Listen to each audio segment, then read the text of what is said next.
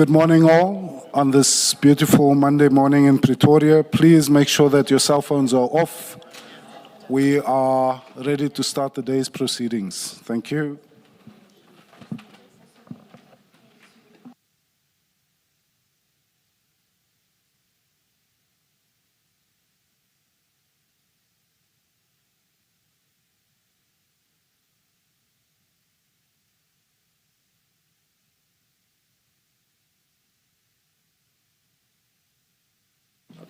Good morning, Ms. Hassim. Good morning, Chair. Good morning, Commissioners. The witness today is Colonel Francois Steyn, and he is prepared to take the oath. Good morning, Colonel. Oh, no, I didn't hear the last thing you said. Colonel Steyn will take the oath. The oath. Oh. Do you swear that the evidence you are going to give is the truth, the whole truth, nothing but the truth? If so, please raise your right hand and say, "So help me God." So help me God, Commissioner. Thank you, Colonel. Thank you, Chair. Commissioners and Colonel Steyn, you will have two files in front of you. The first file, File 1, contains two statements by the Colonel. The first is the 5-page statement, and the second is a supplementary statement that's 13 pages long. Colonel, do you have that file in front of you with the two statements? I indeed do, Commissioner. Can you turn to the first statement, please? First statement. The first statement, yes. I'm there. And if you turn to the last page of that statement, page 5, is that your signature on that page? It is indeed my signature. And can you confirm that the contents of these 5 pages is true and correct? As far as my knowledge goes, yes. Thank you. Can you then turn to the second statement, the supplementary statement? I'm there. And can you go to the last page of that statement?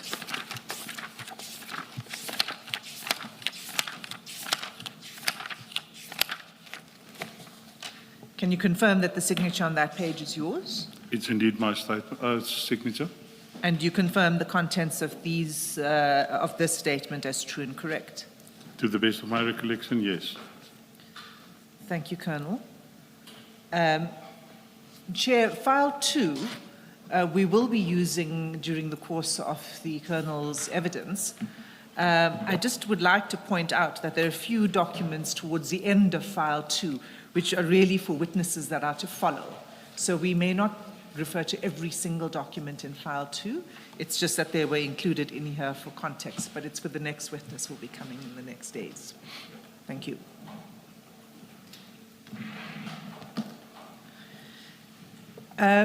Colonel, before we start with your statement, just provide a bit of context for the commissioners. What we're going to be dealing with, as you're aware, last week we dealt with the drug bust at Port Shepstone. Did you see any of that? Yes. And the stream that we are concerned with this week is a second drug operation, and that was in Eersterust in Gauteng. You confirm that? Yes.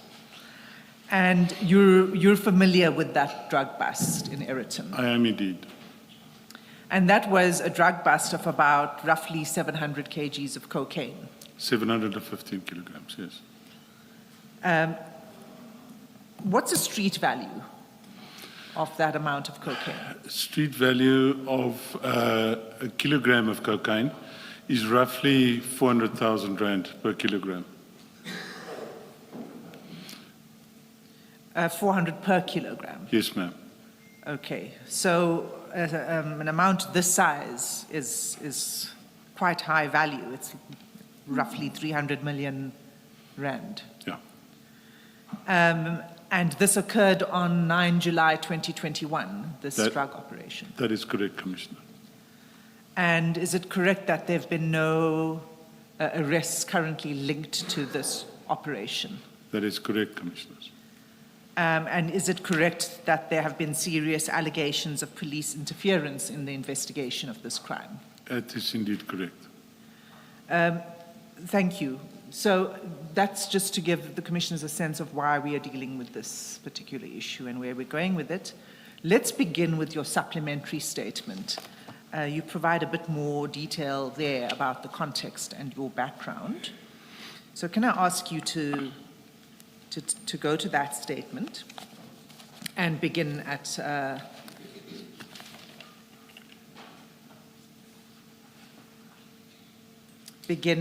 paragraph 5.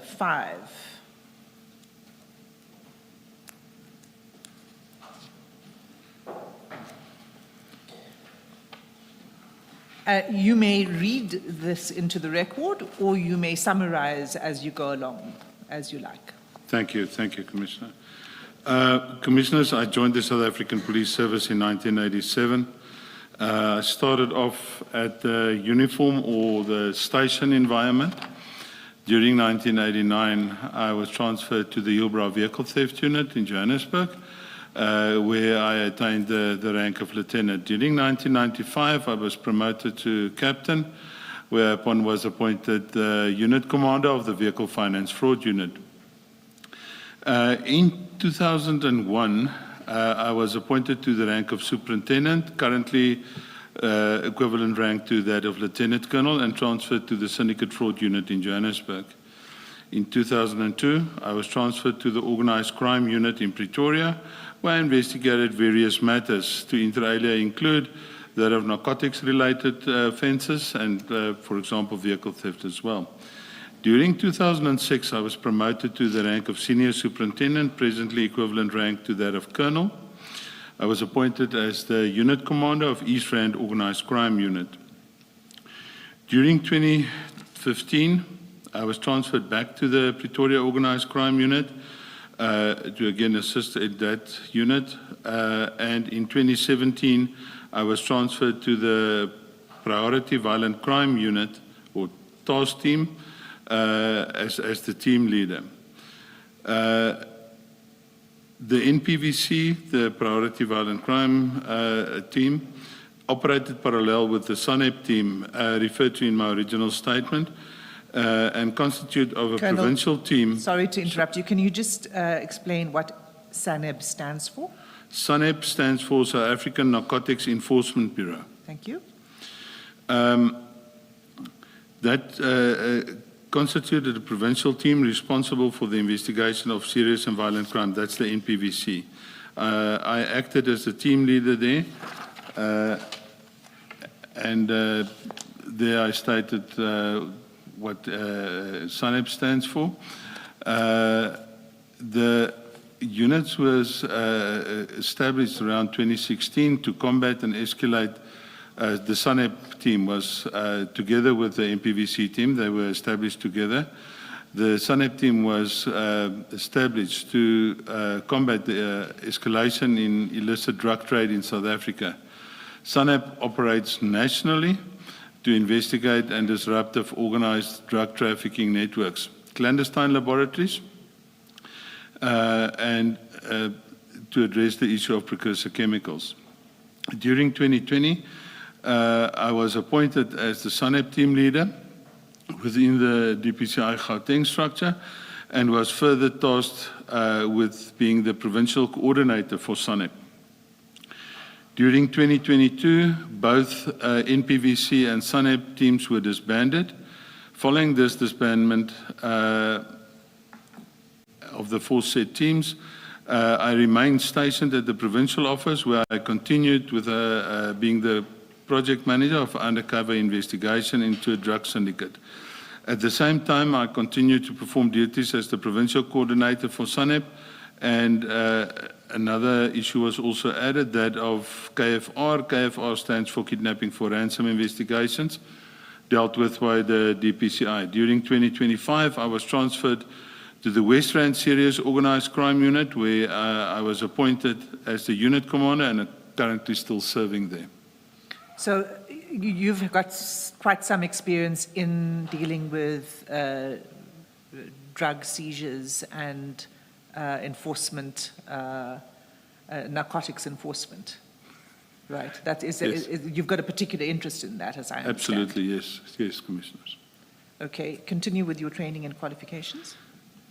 During the course of my career, I completed numerous specialized investigation courses, inter alia, including but not limited to forensic investigation course, criminal investigation course, detective course, organized crime course, anti-kidnapping and extortion course. In respect of my tertiary education, I obtained the following qualifications: a National Diploma in Policing, National Higher Diploma in Policing. It was later changed to the BTEC degree in Policing. I did a diploma in security management, private security management, and then I did a year certificates in project management and a year certificate in strategic management. Continue. My current responsibilities as I'm serving as the unit commander for serious organized crime investigations in West Rand, except for the day-to-day management of the unit, I also oversee the investigations involving, to inter alia, include narcotic-related offences, cash-in-transit robberies, police killings, illicit gold and diamond dealing, infrastructure-related crimes, trafficking in persons, and kidnapping for ransom investigations. I'm also, as I indicated, continuing to perform duties as the provincial coordinator for SANEP and KFR investigations. In such a capacity, I coordinate most major investigations dealt with by the aforesaid structure within the Gauteng province.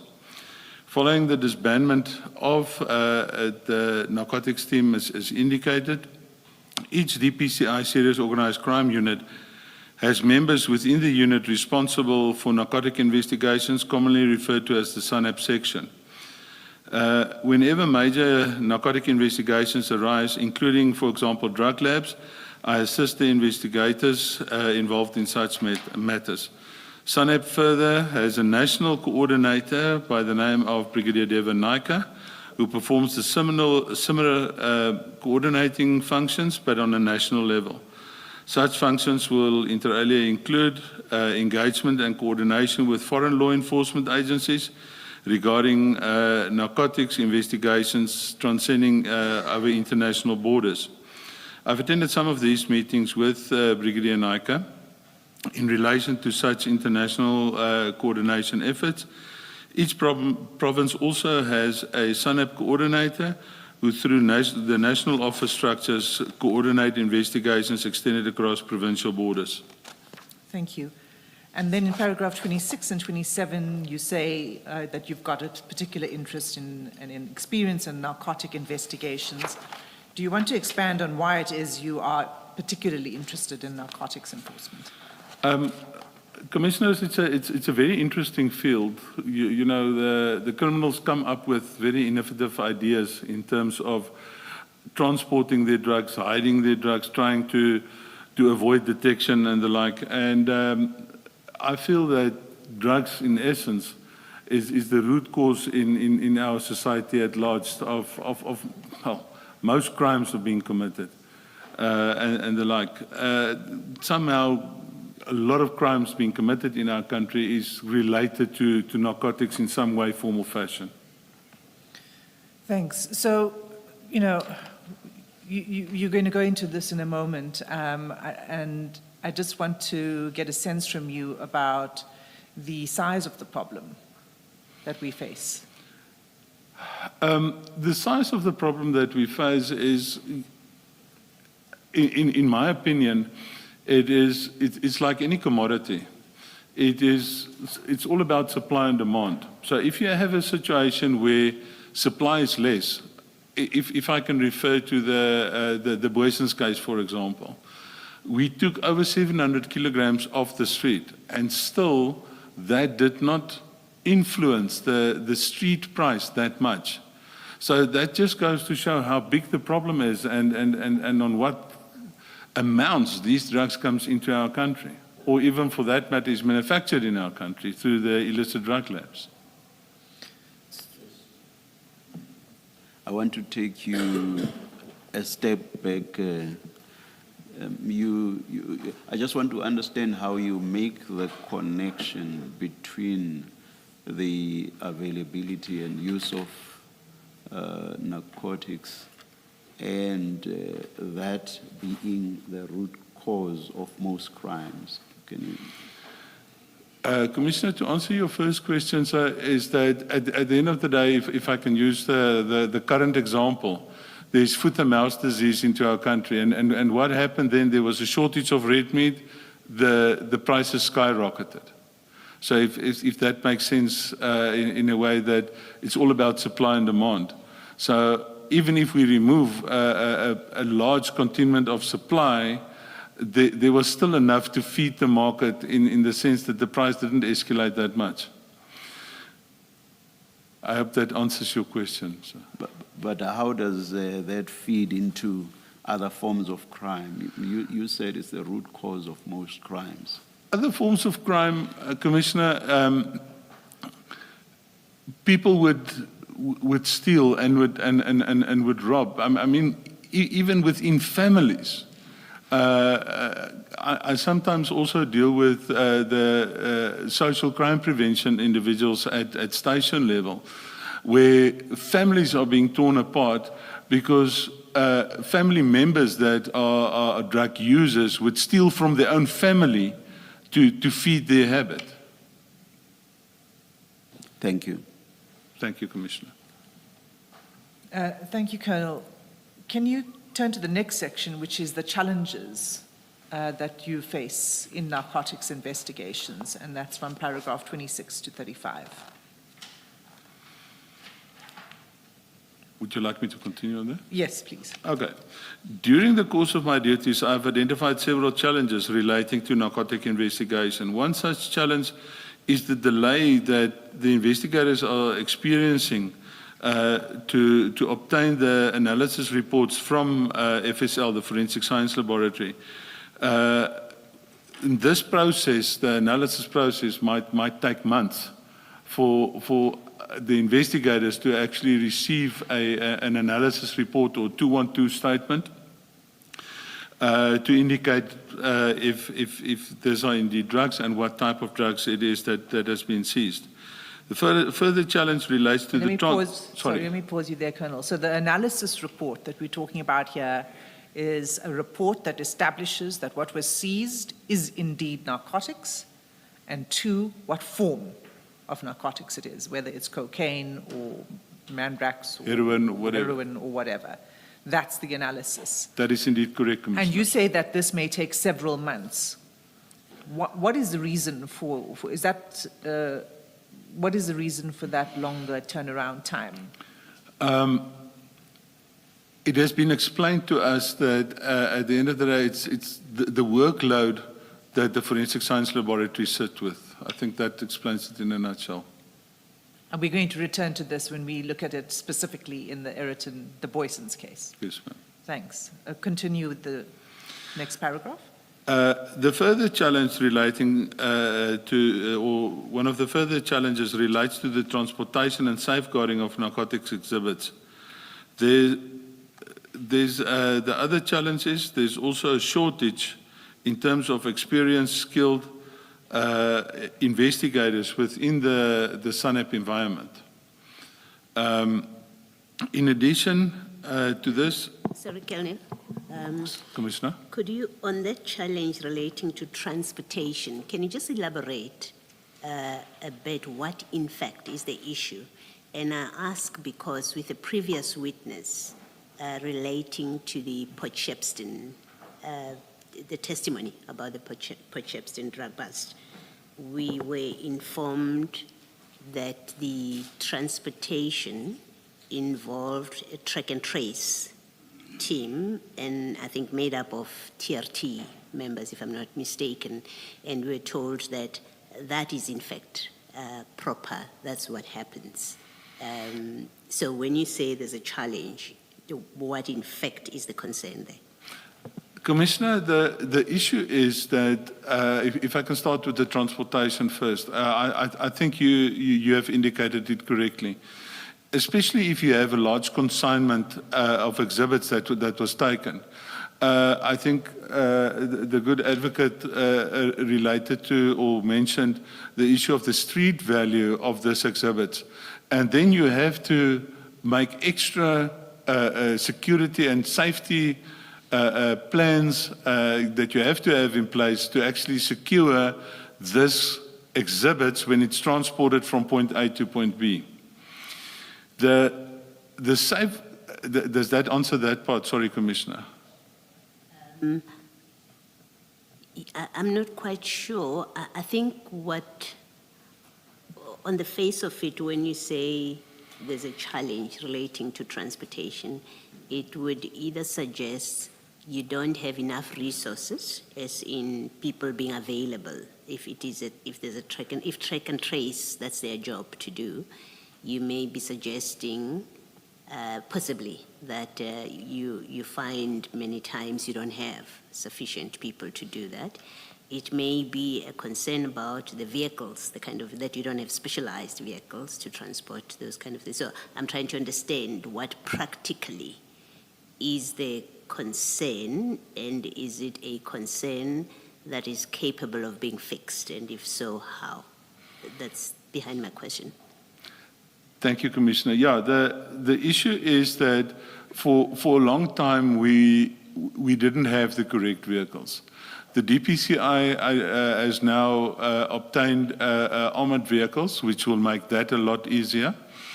And if I can take the Commissioner back into the time of this operation, remember it was during COVID times.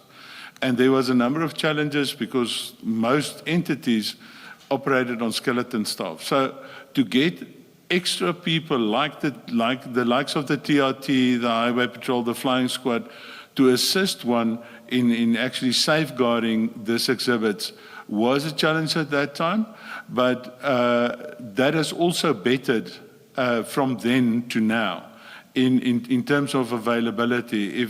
If I would, for example, have to transport these exhibits now, there is the TRT teams within the different police precincts have been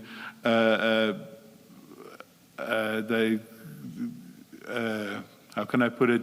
There were more people allocated to those sections that is able to assist us. So at the time of this specific Egerton operation, it was a challenge, but it's getting better by the day, Commissioner.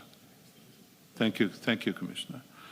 The second, or the following challenge is the lack of experience and dedicated prosecutors capable of dealing with sophisticated narcotic prosecutions. The other challenge concerns the poriousness. If I can pause you on that. Could you just explain what you mean by experienced or dedicated prosecutors? Are you suggesting that there should be a unit within the NPA that's dedicated to narcotics? Or what specifically are you talking about here, and what kind of experience are you saying is lacking? In my opinion, on that specific point, Commissioners, is that, for example, you have specialized within the NPA environment, you have specialized prosecutors dealing with, for example, fraud, and there's even special fraud courts and the like. Excuse me. So at the end of the day, it would be ideal, and I know we don't live in an ideal world. It would be ideal if one can have prosecutors that actually goes through some of these narcotic training with us, so that they're very much aware of the challenges we sit with. I mean, if I can, for example, take the whole issue surrounding cannabis these days. It is, with the Cannabis Act and the Cannabis Amendment Act, it's always, or not always, but it's for most part a challenge to actually get some of these cases placed on the court roll. And when we have specialized prosecutors, it would make our job much easier. And I mean, people say, yeah, cannabis is not I know in Europe they call it a Class B drug, but it is where drug use starts at, cannabis. But you would agree that what is essential for successful prosecution at root is investigation, proper investigation. Absolutely. And that's why I also mentioned earlier the specialized training that I'm, in my humble opinion, is suggesting in terms of the skills of SANEP members that should be escalated, and further training and constant training on the latest developments within this environment of illicit drug trade and so forth. Yeah. So I would agree with you, yes. Okay, thank you. You were at paragraph 31. Paragraph 31, another challenge is the porousness of the borders of our republic, including land and maritime borders. South Africa has approximately 72 border posts, which creates a substantial policing challenge in relation to drug trafficking. We also have a very extensive coastline in the Republic that further facilitates the transfer of drugs, for example, consignments of drugs from larger vessels to smaller vessels. And these smaller vessels can then go ashore at very small harbors or even on the beach, for that matter, if that craft is small enough. The further challenge is the challenge. Can I just, sorry again, yes. Colonel, I'm sorry to keep interrupting you. Can you explain how that would take place, how there would be a transfer of a drug consignment from, I mean, when you say a larger vessel, are you talking about large container shipments? Yes, ma'am. How would the transfer of drugs take place between those kind of vessels and smaller vessels that are able to then sort of dock at a small harbor or on a beach? If we can, for example, stay with the cocaine bricks that we're dealing with in terms of the irritant thing. So what they do is they manufacture or come up with a floating device, and this floating device is then packed with this bricks. It would not be the 700 kilograms, for example. It would be a smaller consignment of 20 odd kilograms that is then placed onto this floating device, and this floating device is literally just by corrupt seamen on that vessel just thrown overboard, and they sometimes even go as far as have a transponder on this floating device that the smaller vessels' crew can pick up on, and then trace this floating device and then uplift it from the sea itself. Thank you. Okay, so, and we are vulnerable to this because we're a coastal country. Yes, ma'am. Paragraph 33. A further challenge concerns legislation relating to narcotics exhibits. At present, narcotics exhibits must generally be retained until finalization of the criminal proceedings, and that process can take years. Sorry? Are you expanding on that paragraph or are you moving on? Can you just explain that paragraph as well? You say that the exhibits must be retained until finalization. Yes, right? And the process can take years. Yes. So it's a the long process time of finalizing the court case. of the court case. So Yes. it's a long period of time to hold on to the narcotics is the challenge that you talking about. Yes, Commissioners, and obviously the availability of storage is a challenge in that regard. And are all of these narcotics stored at the Forensic Sciences Laboratory? All of them are stored, but not plants. And if I mean plants, the cat plant and cannabis plants are not stored at forensics. But the powder and tablet form narcotics are indeed being stored at forensics, Commissioners. So if the challenge is the legislation, that's what you're pointing out to be the problem. It's that the legislation requires that they be retained. What would be your solution to the problem? Solution contains in the next paragraph. good to you. And just before the solution, what you've just said, Colonel, is at odds with evidence that we heard last week. Last week, I will not remember who the specific officer was, but amongst the officers, someone was pushing for the urgent destruction or disposal of what was believed to be cocaine. I say what was believed because no testing had been done by FSL at that stage. And I'm wondering if, in my mind, when you say that the drugs should be kept until the court process has been finalized, I'm wondering how it is and what basis these officers would have been pushing for destruction or disposal. One can only, in my experience, Commissioner, one can only destruct and destroy these narcotics after the court case. Reason being, throughout the court case, the defense can ask for to actually see these exhibits. And maybe test them for themselves as well. Yes, sir. Yeah. All right, that's... So is it that it's as a matter of law or instruction, protocol, such exhibits may not be destroyed until the case ends? I'm not sure if it's law. I speak under correction, Commissioner, but it is an instruction, because at the end of the day, if those exhibits are asked for by the defense and we are not able to produce them, that might definitely harm our case in court, Commissioner. Yes. So an officer who asks the laboratory whether and procedure and whether these can be destroyed before the trial had run, knowingly speaks against the instruction. I mean, if there is an instruction. In my opinion, yes, Commissioner. Thank you.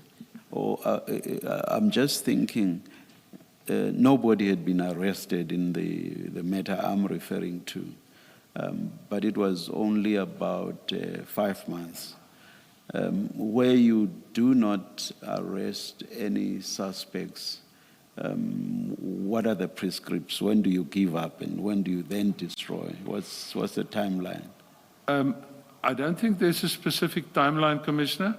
That will depend on the progress within the investigation. If you've done all your due diligence in terms of your investigation and you can really not arrest anyone on that specific case in terms of ownership, if you would, for this narcotics, then an officer can make a destruction order, and the destruction order is then forwarded to FSL for execution of the destruction. Okay. So that's probably what makes the difference between what you say to be the prescript on keeping, yes, and for how long, and what happened here. Thank you very much, Colonel. Thank you, Commissioner. Thank you. So the situation at present is that the instructions are that it must be retained, right? If there's a running court case, yes. Okay.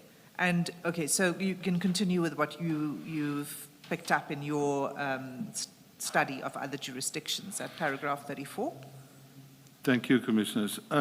In several foreign jurisdictions, to inter alia include most EU countries, the USA, South America, Australasia, there is legislation that permit the retention of representative and samples for evidence purposes and also for the analysis of these exhibits.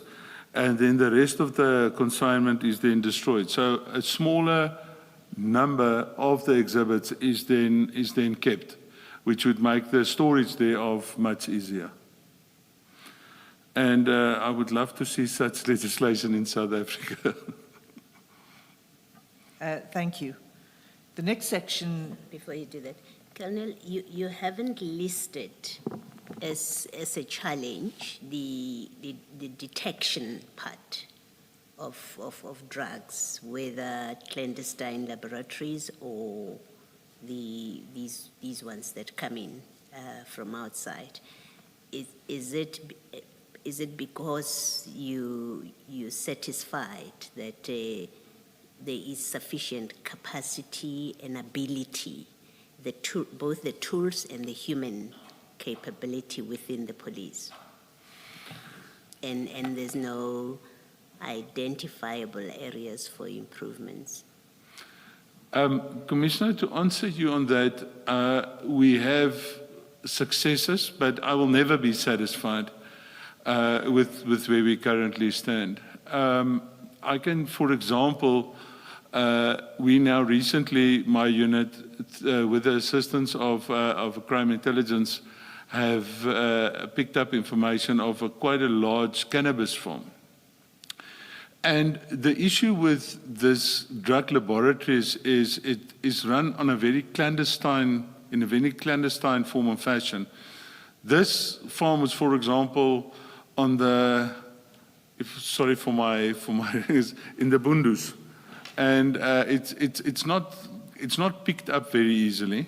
And yeah, I would agree with you that it is also a challenge, the detection of this, these drug laboratories. For the most part, crystal meth laboratories one can run out of your garage at your house. And yeah, we've picked up some of those as well. So yeah, the detection, you're quite right, Commissioner, that would also be a challenge, the proper detection of this. And if you say that I'm satisfied, am I satisfied? I'll never be satisfied until we root all of this out, Commissioner. So it is indeed a challenge. You're quite right, Commissioner. Thank you. I think, Colonel, and this is why the next section becomes important, because, and it's related to Commissioner Baloy's question, because part of the detection is linked to the investigations, right? And so it's not just about investigative capacity. It's about whether the investigators actually become complicit and part of the crime itself, which I understand to be one of the challenge, in fact, that is why we are here today to talk about this case. Am I correct to describe it in that way? Unfortunately, that's indeed correct, Commissioners. So this next section on the rip-on, rip-off method, which the commissioners have also heard a little bit about from, I think, Major General Flynn, is a method that was used in the case that we're going to be dealing with, the Eriton case. That's correct, Commissioner.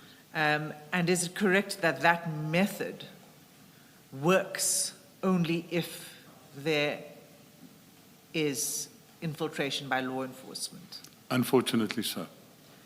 Can you describe now, from paragraph 36, that method? Excuse me. It is our understanding that narcotics are frequently concealed in so-called legitimate cargo consignments. This concealment takes place in the country of origin where these containers are packed. That is where the so-called rip-on part of this modus operandi comes to the fore, where drugs are concealed. The Eersterust case, for example, it was a container containing body parts for Scania trucks. Scania doesn't have a manufacturing plant in South Africa, but an assembly plant in South Africa.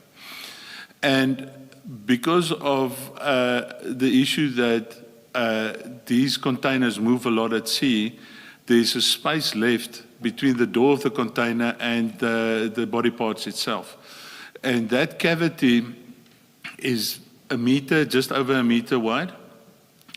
And then we are of the opinion and of the belief, based on what we have picked up and also discussed with colleagues, as I indicated earlier, from other foreign law enforcement agencies, is that when that container then is moved from the owner or the person that rents this container towards the port where the container is shipped from, in that process or in that route, that container is diverted, and it happens very quickly. That's why the rip part of the rip-on happens, is mentioned there.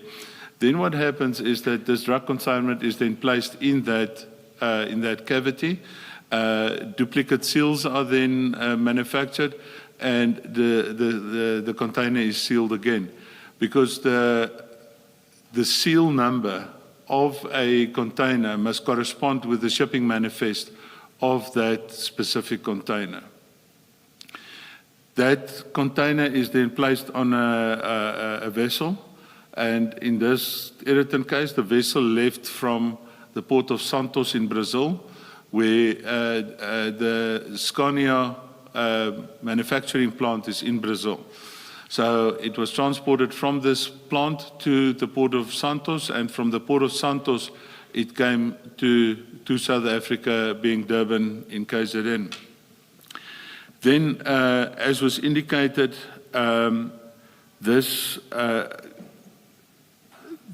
drug syndicates then have to employ some other person within law enforcement, be that the police, be that customs, SARS, or the like, so that they can try and stop this container from going its normal route, to allow them to do the rip-off, where another set of seals is then again used to seal the container again as soon as they rip off this consignment of drugs, and then the container goes on its merry way to the end user of the legitimate cargo within the container.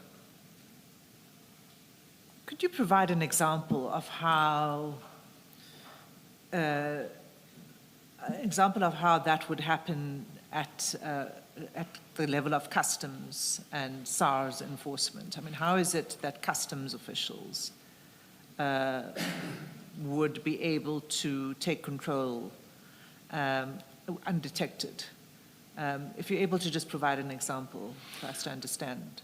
Commissioners, what happens is that when these containers land in our ports, and a customs or police officer has information or believes that there's something illicit in this container, they put a hold or stop on this container. This container is then moved to a bond yard, where a subsequent inspection takes place of the content of this container. Documentation is then completed. Say, for example, they find nothing, the documentation is completed, and it's sealed with police seals again, documentation with the new seal numbers, also added then to the shipping manifest, and then it goes away. In the case of the illicit side and the criminal element within the law enforcement environment, they would remove, at the bond yard, they would remove by ripping off this drug consignment, they would remove it, and they would seal it again to say, but we found nothing. And they then would distribute it to the drug syndicates for further distribution. Advocate Hassan, can I just ask a general question? Good morning, Colonel Stein. Morning, Commissioner. What happens when containers get to a port of destination in South Africa? Are they all searched, or do you do a random sampling, or do you only search those where you have received, let's say, a tip-off that there might be something illicit in that container? What happens, what's the procedure when, say, containers from Brazil, 50 of them, from Mexico, 50 of them, land at a port in Durban? Good Commissioner, the Port of Durban, and as I indicated, we have a number of ports. The Port of Durban, on an average day, that time when we had a look at it, deal with, I think, about 4,000 to 4,500 containers a day.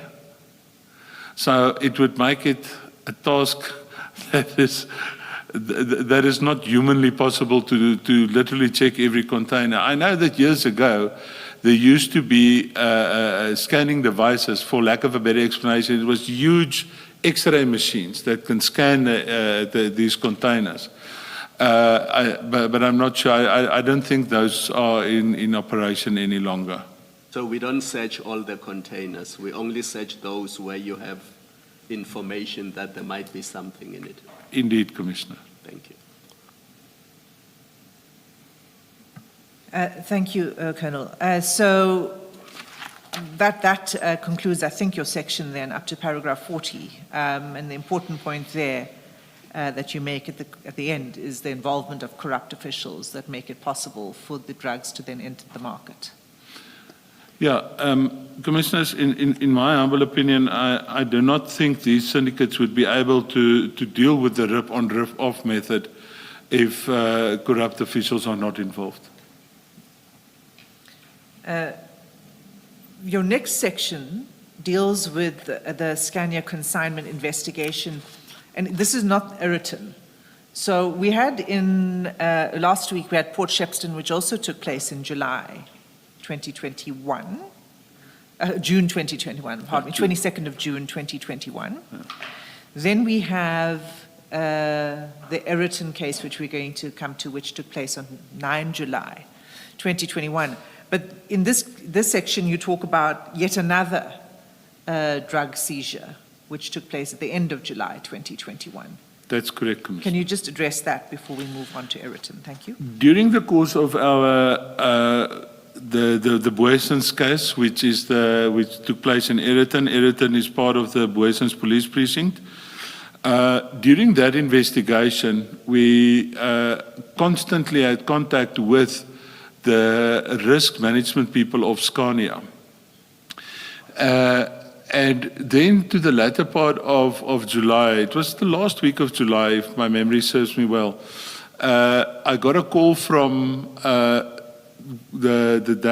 at that time, the risk manager of Scania, and he indicated to me that there was a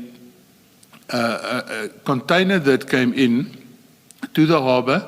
So what happens if a container comes in, the transport company uplifts it from the harbor, it's then taken to their depot. From their depot, transport arrangements is then made throughout the country where this specific container needs to go to. And at that depot, this risk manager indicated to me that there was a lot of police interest in this specific container. Because the container, I think it's got a 17-digit unique number, every container in the world. I think it's 17 digits. I'm speaking under correction, but it's got a unique identification number. And this specific container, there was a lot of law enforcement interest around this container. And he then requested, because of the issue of the 9th of July, he then requested that can the DPCI not get involved in this, to come to this, this yard of the transporter to actually deal with the matter so that there's no other law enforcement involvement into this container. Can I continue with? Why DPCI and not other law enforcement? What was the concern? I think, my opinion is that Scania was happy with the way that we dealt with the Boesens, the Eriton case.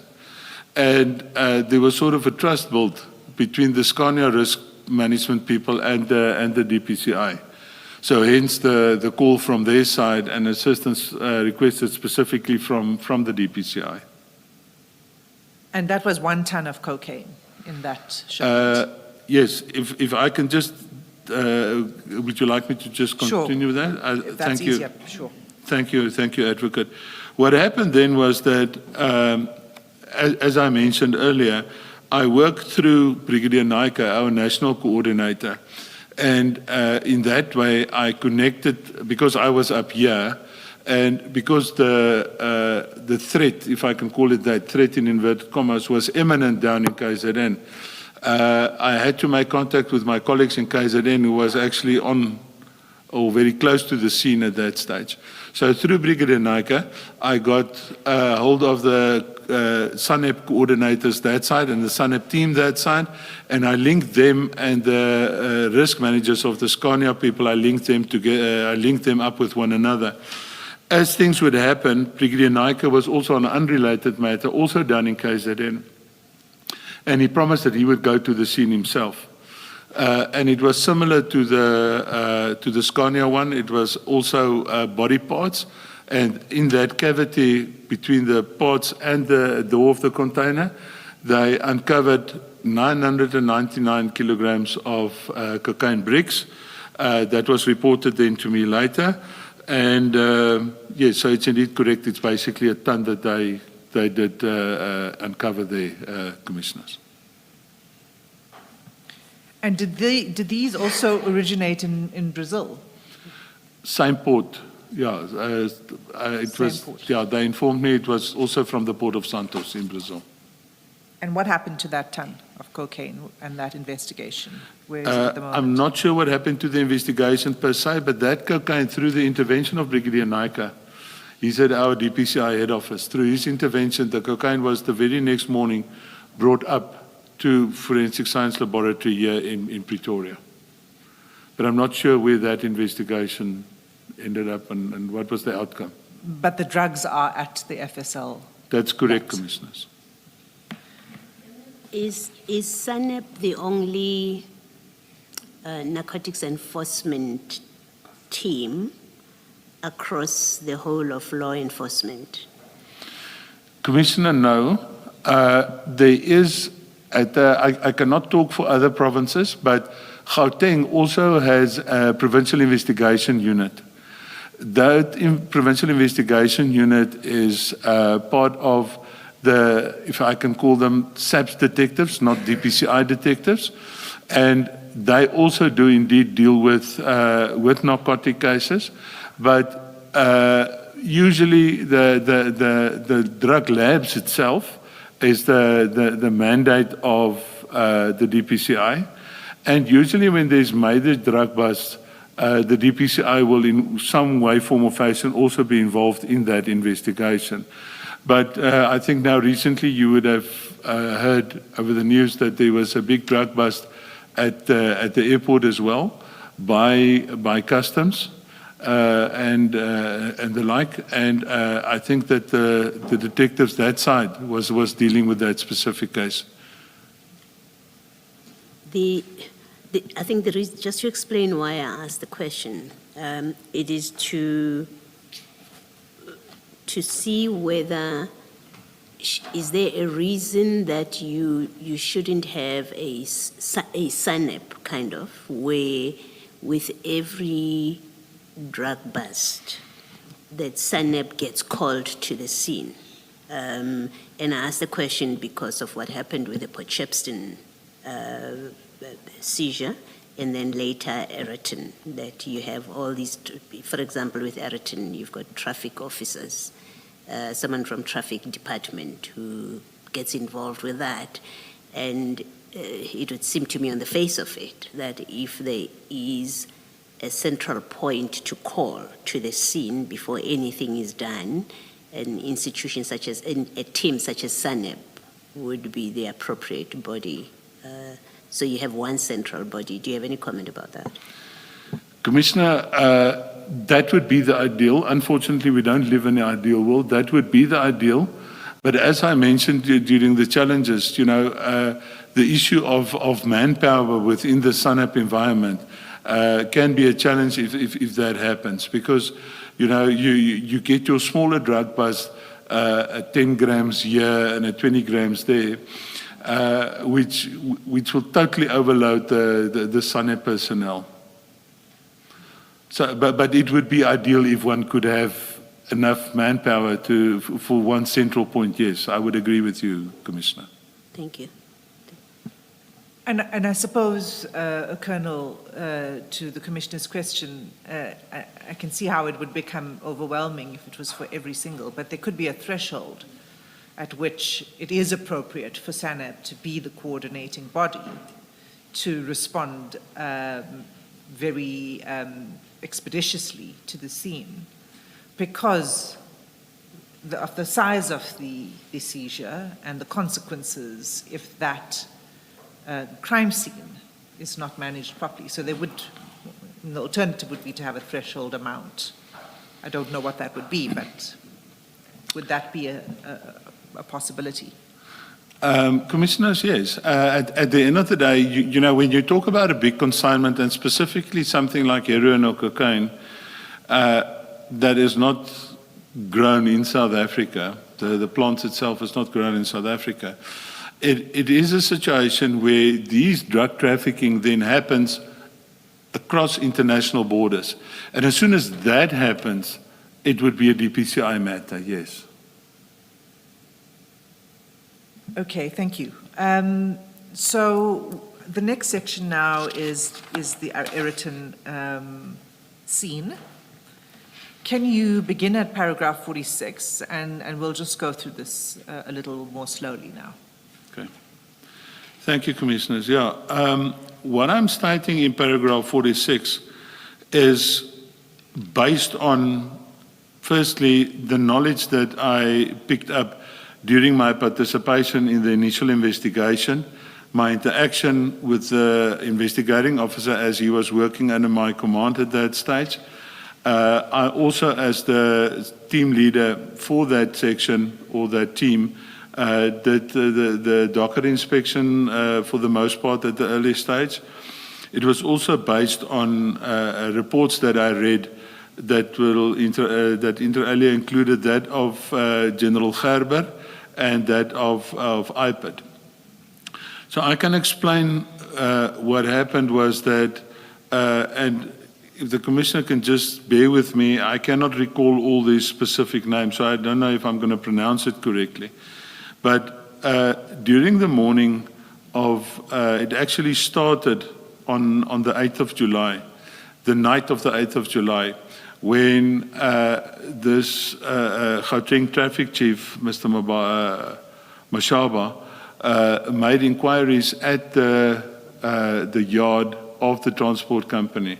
So again, when this container would arrive from, in this case, from KZN, and it arrives after office hours, if you would, of the recipient or the owner of the content of this, that container would be kept at the yard of the transport company and taken to their client the very next morning within office hours. So that container was there that evening, and what then happened was that this traffic official made inquiries about the container, and he was told that they cannot assist him because he didn't have a warrant, of search warrant. They cannot assist him, but he's more than welcome to be there the next morning when this container is moved to Scania, to then deal with Scania, because Scania was their client, and then make further arrangements with Scania. On the 9th of July in the morning, that container was then moved to the premises of Scania. The yard of the transporter was in Rudekop, which is in the east of Johannesburg, and Ayrton is more just to the south of Johannesburg itself, and it was then moved there the morning, and then Mr. Mabasa claimed that he contacted certain police officers. You mean Mashaba. Mr. Mashaba? Sorry, Mashaba. My apologies, Commissioners. He claimed that he contacted certain police officers to assist him. Sorry, Colonel, let me just, before you move to 46.2, 46.1 Yes. refers to Mr. Ngu, who contacted Mr. Mashaba. Now, who is he?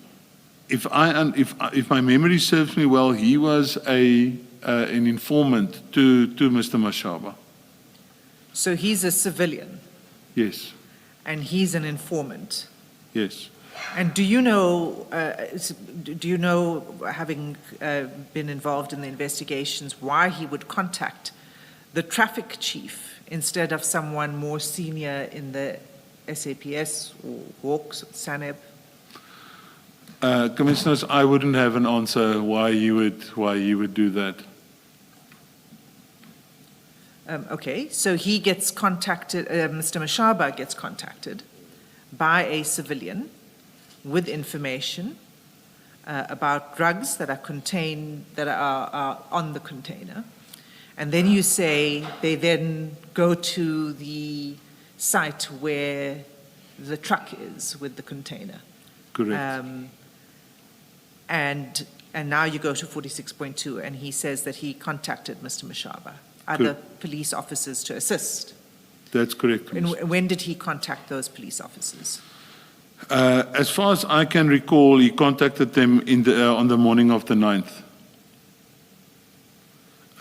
for assistance. Some of the people that he contacted apparently was not able to assist him, and then he waited at Yellow Jersey. Now, Yellow Jersey is the name of the transport company that transported the container from KZN to Gauteng and then to the end user being Scania. And I also stated here that there was an unsuccessful attempt to search the container. As I indicated, the people at Yellow Jersey indicated to him that he does not have a search warrant, so he must rather deal with the end user being Scania. So Yellow Jersey is the transport logistics company. Correct, And Commissioners. the truck was initially at their premises in Rodekop, you said? Correct, Commissioners. Okay. And he says he contacted an officer, Pokungwana, for assistance. Do you know that member? I do not know that member, Commissioners. Do you know what, which component, which section he works in, or what his responsibilities are? Not the DPCI, but I cannot recall I recall that the one member was part of he was sort of in an administrative post at a police station in the Vaal. That is the one I can remember. The other member was a member of the national. There was a national investigation team at that stage running, and he was part of that investigation team. That is what I can recall. I cannot recall who was where, but I remember those two entities that these people worked at.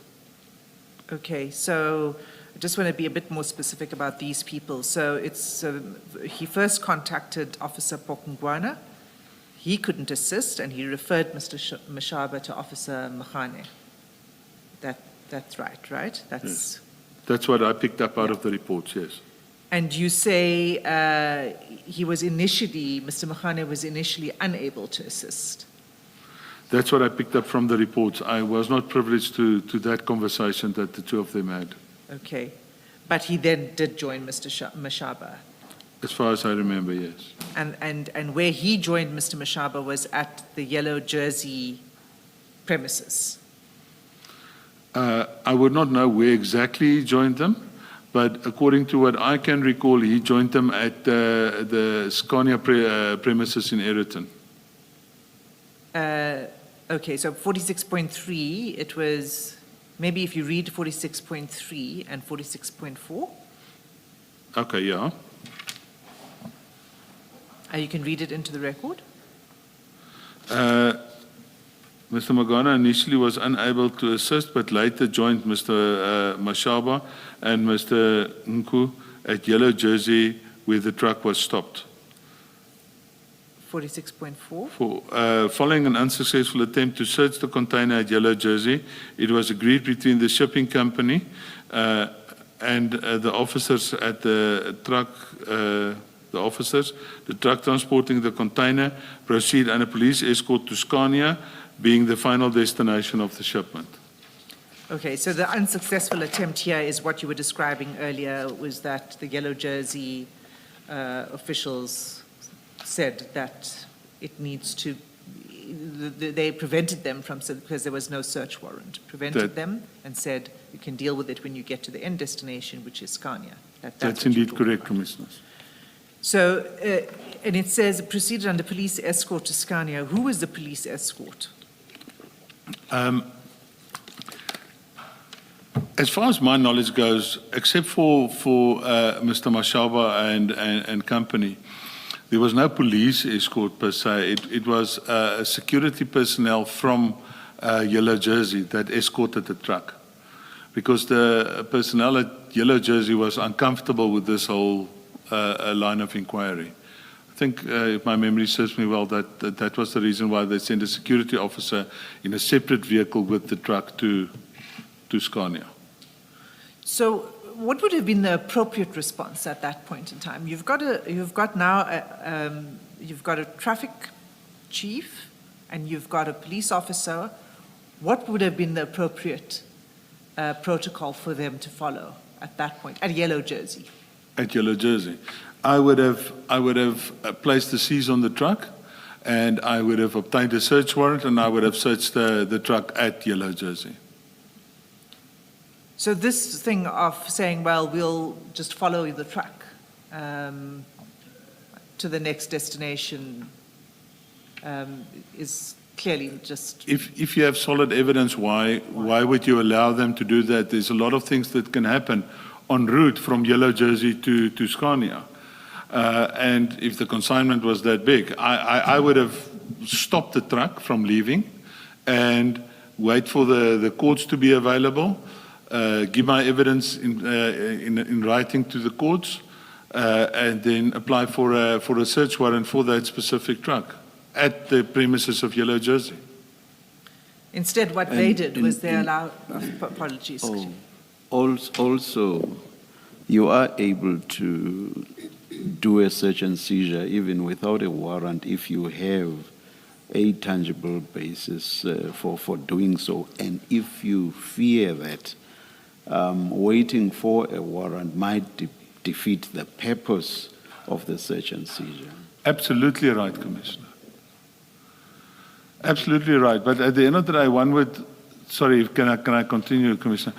What one would like to do is to, if you have the opportunity to then get people there, secure the truck, go and rather apply for a warrant. It's a safer route to take, and we prefer to take the safer route rather than to take the route as explained by your good self, Commissioner. I wanted to ask a follow-up question, Colonel. Do the traffic police have authority to search and seize containers for drugs? Isn't there a unit that is responsible for that the chief should call to attend to the matter, while he waits at the scene, obviously, to make sure that the scene does not move or the drugs are not taken out of the container? But as a matter of principle, I had always understood that traffic police deal with traffic on the road. When it comes to containers being at, in this case, it would be the yard of Yellow Jersey, which is the company that is transporting the container from the port to its place of destination. Do traffic police have authority to just call a random policeman and a random security guard to come and help them search the container? No, Commissioner, that is not standard operating procedure, no. So I will agree with you to say that if I was in his shoes, I would definitely have called, a lot of people. I would have started with the local police station and then escalate the thing, as I indicated on one of the previous questions, at least to the Provincial Investigation Unit dealing with narcotics. And if I see the size of the consignment after searching, I would definitely involve the DPCI on that matter, Commissioner. Because it raises suspicion that traffic police are themselves doing this. Indeed, Commissioner. Thank you.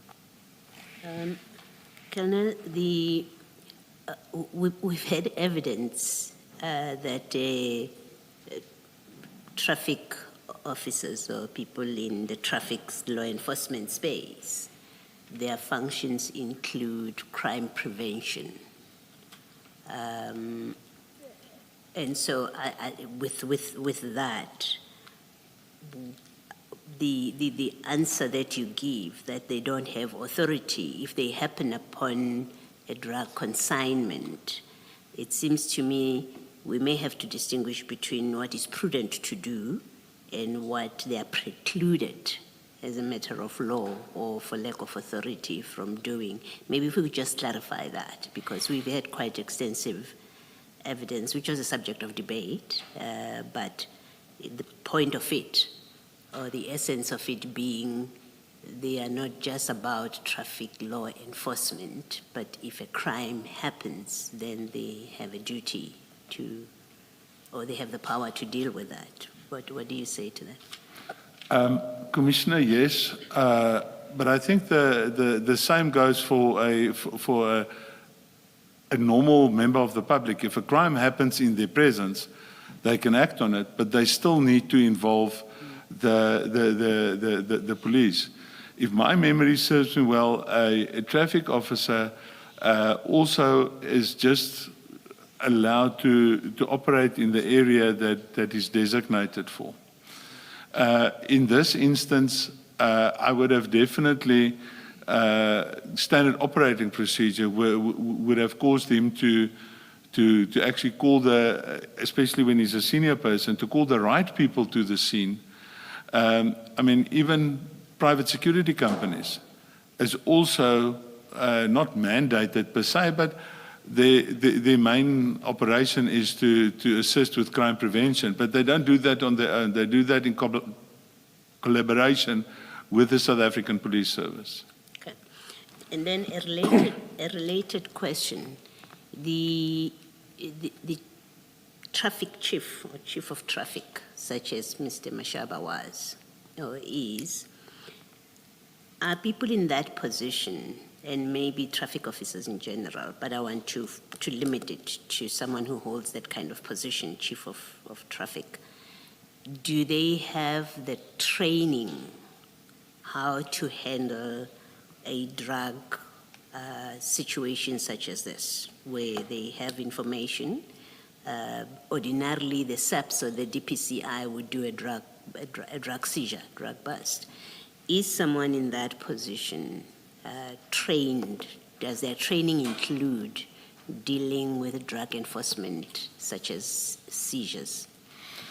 Commissioner, I cannot elaborate on the specific training that this chief has undergone, but generally speaking, I'm of the opinion that I don't think so. But again, it's my opinion. I cannot elaborate on the specific training or the history in law enforcement that this specific officer has undergone. But again, if I'm unsure about anything I do, example, I mentioned earlier that I oversee illicit mining, for example. And I'm no specialist on illicit mining. So I would approach someone that's a specialist on illicit mining to say, listen, I have this situation, or I believe that I've got information on such a situation. Can you please come and assist? So I cannot elaborate on his training, but I can just say what I would have done in his shoes, Commissioner. Yes. I guess what I'm trying to get out of you is whether across the different areas of law enforcement, including traffic, is there general training about handling drug scenes? For example, is that training that is given across, or there are specialized teams or units that get training about it? To answer your question, I believe not. Why I'm saying this is that on 2 occasions now, I myself have, on request of personnel from the MEC of Safety and Security Gauteng's office, I have been requested to give sort of in-service training. The first time it was 3 days, the second time it was 2 days, to give in-service training to the traffic officers and even to the traffic wardens. And I know this is also a point of contention in Gauteng, but to give training to them, a very basic training, because that type of training takes years. Because you have to build up specific experience and the like, but to give them sort of just a sense on what to do. And one of the things I definitely mentioned there is if you come across a drug lab, for example, or if you come across a large consignment of narcotics where what you believe is narcotics, because you cannot look at narcotics or at powder and say this is definitely narcotics. One of the things I definitely mentioned to them there is that, guys, you need to contact the correct people. Here's the people that you need to talk to, and here's how you deal with it. Rather safeguard the crime scene and get the people with the proper training in. Lastly, and maybe there's a way in which it fits with what you say, lastly, there is no, does it mean therefore that there is no protocol which guides a member on the spot who either comes upon information or comes upon drugs, who they should call next, how they should process that? You earlier on spoke about one of the people that Mr. Mashaba called to the scene is an administrator, if I heard you properly, was someone in an administrative capacity at a police station in the Val, I think you said. We've had cases where someone has called their friend because they say, well, I know that friend is always available, friend in the police still, but say, I know they're always easily available, so they will accompany me to a scene. I think here we also have instances of someone who has called a brother to come to the scene. So does that mean there are no protocols that would guide a police officer, whether traffic or any other person, that when you happen upon this, your next line that you call for reinforcement or for support or assistance in any way is your immediate commander, for example, or it has to be somebody within the jurisdiction or someone within your police station? There's nothing like that. Commissioner, no, but at the end of the day, a senior person like Mr. Mashaba, do I pronounce it correctly? Yeah, would, in my humble opinion, ought to have known that at the end of the day, he cannot call someone that does analysis, crime stats analysis at a police station to come and assist him with major drug information. So there's nothing in writing per se, but if you know that you're going to sit with a major crime scene, you have to follow crime scene management protocols. And then if I have that type of information, I'd love to have someone with me that can actually deal with the correct protocols in terms of crime scene management. Thank you, Commissioner. Thank you, Colonel. Thank you, Commissioner. So what happens here, in fact, is none of that happens. Instead, the civilian employee of yellow jersey is able to issue an instruction and say, we're going. Yeah. Come or don't come, but we are going. That's actually what happened. Yes, Commissioner. And so then they arrive at Eersterust, which is where the Scania warehouse is. Okay, so 46.5, can you read that paragraph, please, into the record? Upon arrival at Scania, the two officers, Mashaba and Manganye, allegedly opened the container and later claimed the bags containing narcotics fell from within the container, necessitating the bags to be loaded onto Officer Manganye's vehicle. It's an unmarked black van. It was a Nissan Bakkie. Okay, let's just pause here. You say later claimed that bags containing narcotics fell from the container. Were there other witnesses? The bags did actually fall off the container. You were able to establish later. Yeah, they, as far as my memory serves me, Commissioners, the personnel at Scania was instructed by Officer Mashaba to open the back of the container when these bags fell out. And as I said earlier, you cannot, by looking at a bag, say this bag contains narcotics. Let's have a look at those bags. How many bags were there that fell out? Yeah, I must lie to you, but it's 20-odd bags. Okay.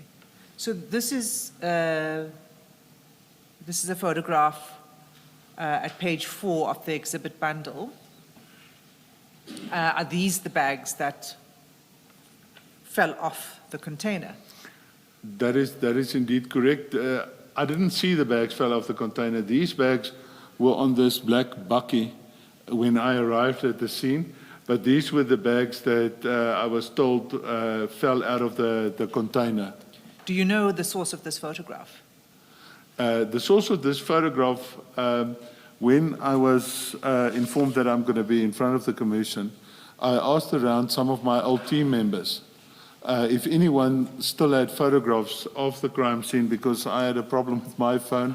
It was destroyed. It fell off the car's roof on the highway. So it was destroyed. So I didn't have photographs anymore. So one of my members, Warrant Officer Morris, actually forwarded the photographs that I submitted to the commission's team. And this was one of the photographs. These are indeed the bags that was at the back of the black bakkie. These are not actual bags, are they? No, Commissioners, these are not actual bags. It's sort of black rubbish bags as we know them, combined with a very broad type sticky tape that these bags are manufactured with. It's not normal bags. Even the handles of these bags are made with that sticky tape and the black bags. If we turn to the next photograph, page 5, can you tell us what we are looking at here? What you're looking at here is the content of those black bags. That would typically be what was later established to be a brick of cocaine.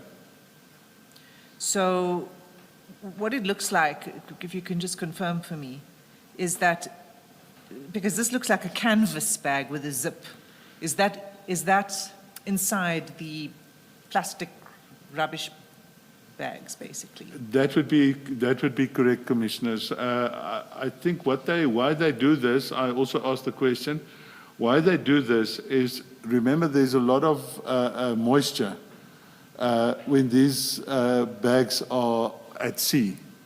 And it's sort of to protect that canvas bag with the wrapping. In the right-hand corner from my side, one can clearly see the black tape that was used to cover those bags.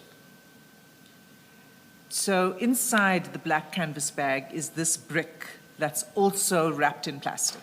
That's correct, yes. And that brick has got a picture on it. Yes. And what is that? I think there's a picture of the two types of brick pictures that we got. That is a Red Bull. I think the other photograph, if you would, is maybe I think the next photograph shows So page 6 is just another example of the bricks. Yes. And this is a particular insignia. A particular insignia, that is a Red Bull.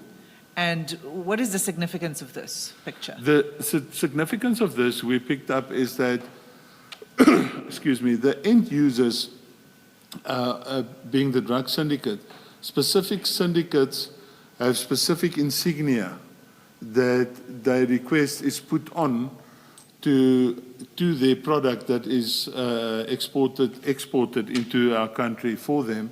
The other photograph, on one of the other photographs, you will see there's a black seagull on a white background. I just want So it's for specific parts of the syndicate. Right. Have you seen this particular insignia before, the Red Bull? Variations on the bull, but not the specific one. What type of variations? You would get it's also a Red Bull, but it's more like, a refined picture of only head of a Red Bull, or a Red Bull standing in the air, or, more than that one, or a more defined picture of a Red Bull and the like. So it's not it can mean that it was for different sections within the syndicate, or even a different syndicate that comes in on the same consignment.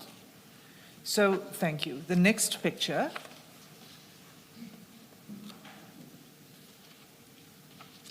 Okay, so that's just another picture of, I am assuming that these are the bricks that came out of that bag. Correct, yes.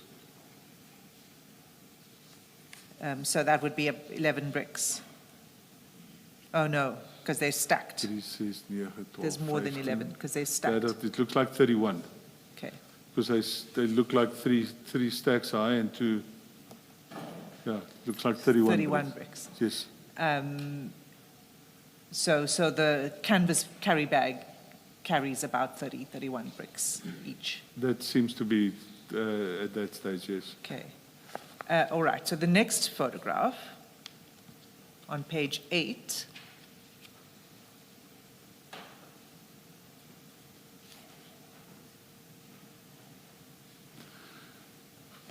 Right, this is what you were referring to earlier. Can you tell us what we're looking at?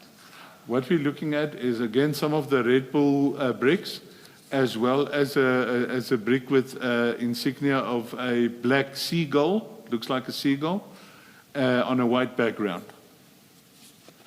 Have you seen this insignia before? No, I haven't seen this specific insignia before, no. Okay. And then if we turn to page 9. What are we looking at here?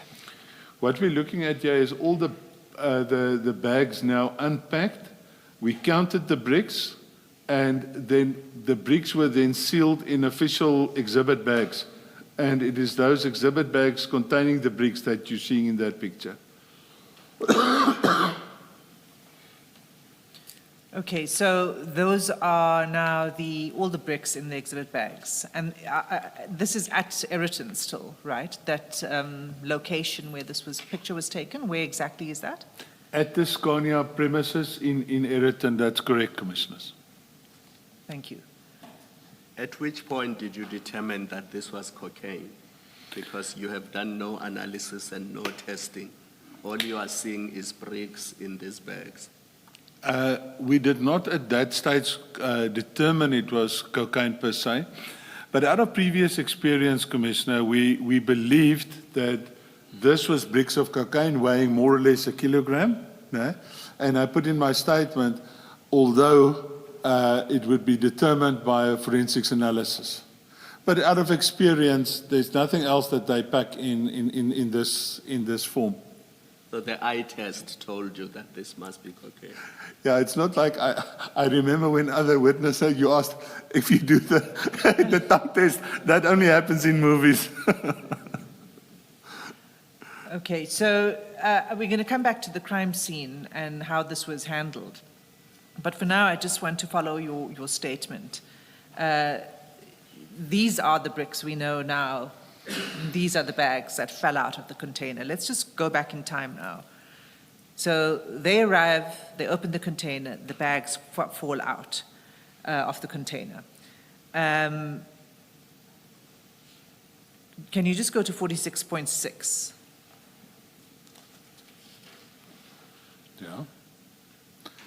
Yeah. 2 officers were then joined by another officer, Pakula. Okay. And you met Officer Pakula when you arrived on the scene later? Warrant Officer Pakula was pointed out to me by then Captain Sebola, now Lieutenant Colonel Sebola, who was the investigating officer and at that stage crime scene manager, as one of the people that he was intending to arrest. Okay. So did he arrive, do you recall at what point he arrived? He was already there when I arrived at the scene. So I'm not sure when he arrived. That was much later, yes. Okay, so at this point, we've already established what should have happened at earlier points along this train of events. Now you open a container and these bags fall out. There's good reason to suspect it's drugs. Absolutely. What should have happened at that point in terms of crime scene protocol? Actually, Commissioners, before that point, and I think General Flynn also testified to that, what should have happened is that the seals and the sealed containers should have been photographed first and foremost. Then when it's opened and these things fall out, everyone move back and let's photograph what happened here now. And each step of the way should have been photographed. So the commissioners have been taken through a little bit through the crime scene protocols and national instructions last week, but from my understanding, please confirm or correct me, that is important. The first thing one does this comes from the protocol on seizure of illicit drugs. The first thing you do is you secure the scene. Absolutely. Was it secured here? No, it wasn't.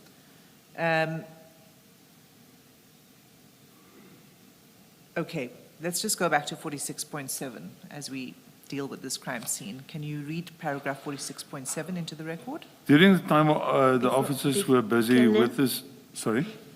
Before you do that, Sorry, sorry, I should Commissioner. have asked this question before you started. What is the purpose of photographing the container while it's still sealed? Can you just explain why you do that? Very plain and simple to show that if there's going to be a court case, to show that that seal is still intact.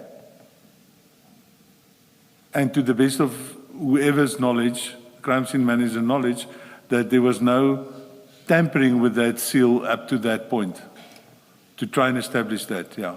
Up to the point when the police now become involved with it. Indeed, correct, Commissioner. Thank you. Thanks, Ms. Hassan. I think at this point, let's take the adjournment and resume at 11:25. Thank you, Chair. Let's adjourn.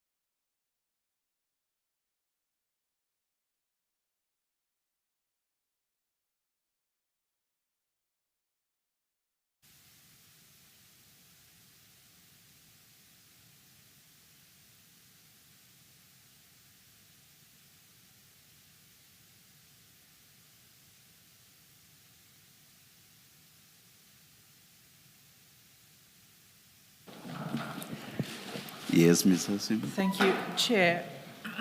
I ought to have at the outset requested leave for the exhibits to be admitted and marked.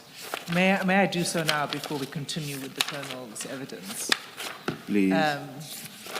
Chair, it would be, so it's CJC 203, from CJC 203 to CJC 225. May I request that all of those exhibits be admitted into evidence? So admitted. Thank you, Chair. Colonel, we were at paragraph 46.7 of your statement, the supplementary statement. Could you read that paragraph into the record, and then I have some questions for you on that. During the time the officers were busy at the scene, a call was made to 10111 alleging hijacking of a truck by bogus police. 10111 dispatched officers from Boysens Police Station. Boysens Police Station approached these officers on the scene, and there seemed to have been a disagreement regarding where the exhibits and the suspect would be taken.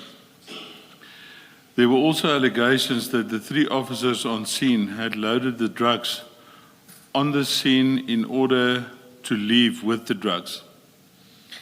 Okay, so the allegation here is that the bags that were loaded onto the black bucky were going to be driven away.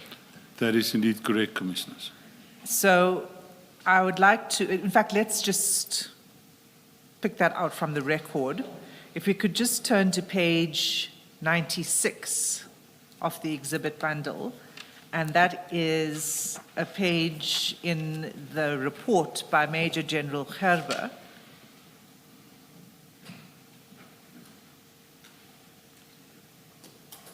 And if you look at page 96,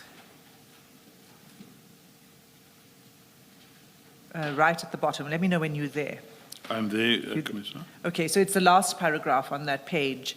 And here he is relating the information he received from Lieutenant Colonel Sebola. And in the last paragraph, if you could just read the last paragraph, please. I was called to the scene by Lieutenant Colonel Ludik. Is it that paragraph? Yes, that's right. He arrived at the scene and found several police vehicles and members. He was introduced to Sergeant Ndau, who was in charge, and handed the scene over to him. The scene was explained, as well as those implicated. He was informed by Sergeant Ndau that the members wanted to leave the scene, and he parked his vehicle in front of the Nissan. He interviewed all the suspects and obtained their explanations. Okay, thank you. So it was Sergeant Ndau who was at the scene when he arrived. It's his evidence that says that the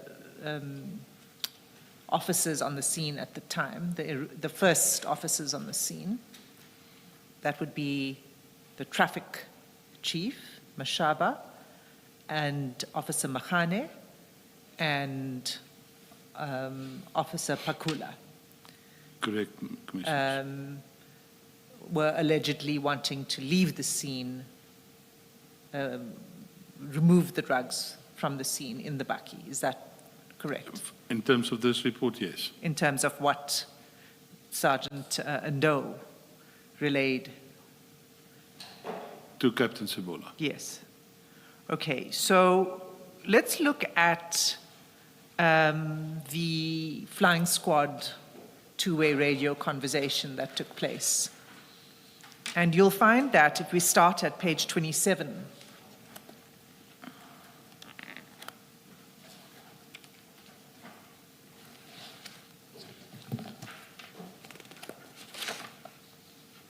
and you'll see page 27 is a statement by a Ms. Bugelwa. Yes. And she provides a report of the interaction that took place with the flying squad members. Pardon me. Yes, Ms. Hassim, together with the page numbers, you should please also reference the exhibit number. Like this one is what, CJC 209. Thank you, Chair. Thank you. Yes, this is CJC 209. And the earlier one we just stepped off, what was it? The one at 90, was it 97 or 95? I've forgotten. That was CJC 216. 216, yes. And it was the investigation report by Major General Gerber, Yeah. And Thank the you. page again was? page 96. 90. Thank you very much. Yeah. Colonel, if we could look at CJC 209, statement of Ms. Bukelwa, at page 27, that's where you find her statement. Yes. And she had been requested to provide the transcript of the two-way radio call. Yes, I see You that. see that, okay. And if you turn then to page 30, the actual radio conversation is transcribed.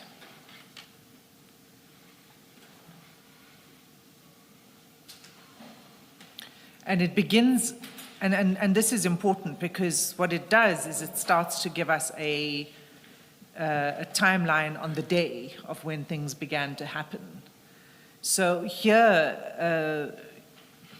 the radio conversation begins at 8:23 in the morning, is that correct?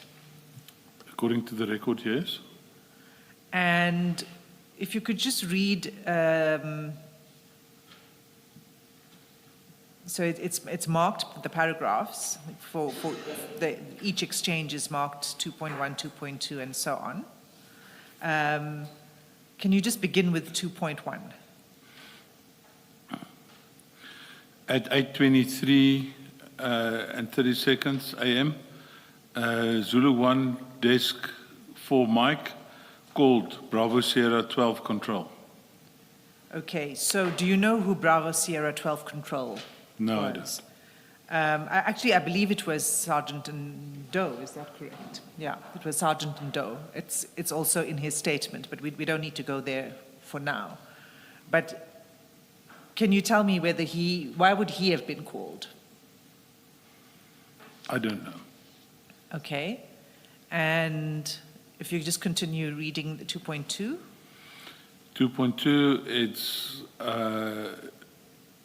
22 seconds, 08:23:22. Zulu 1 desk 4M called Bravo Sierra control. Okay. So it will have been a double one. If they don't hear it the first time, they will call a second time. Okay. And then 2.3?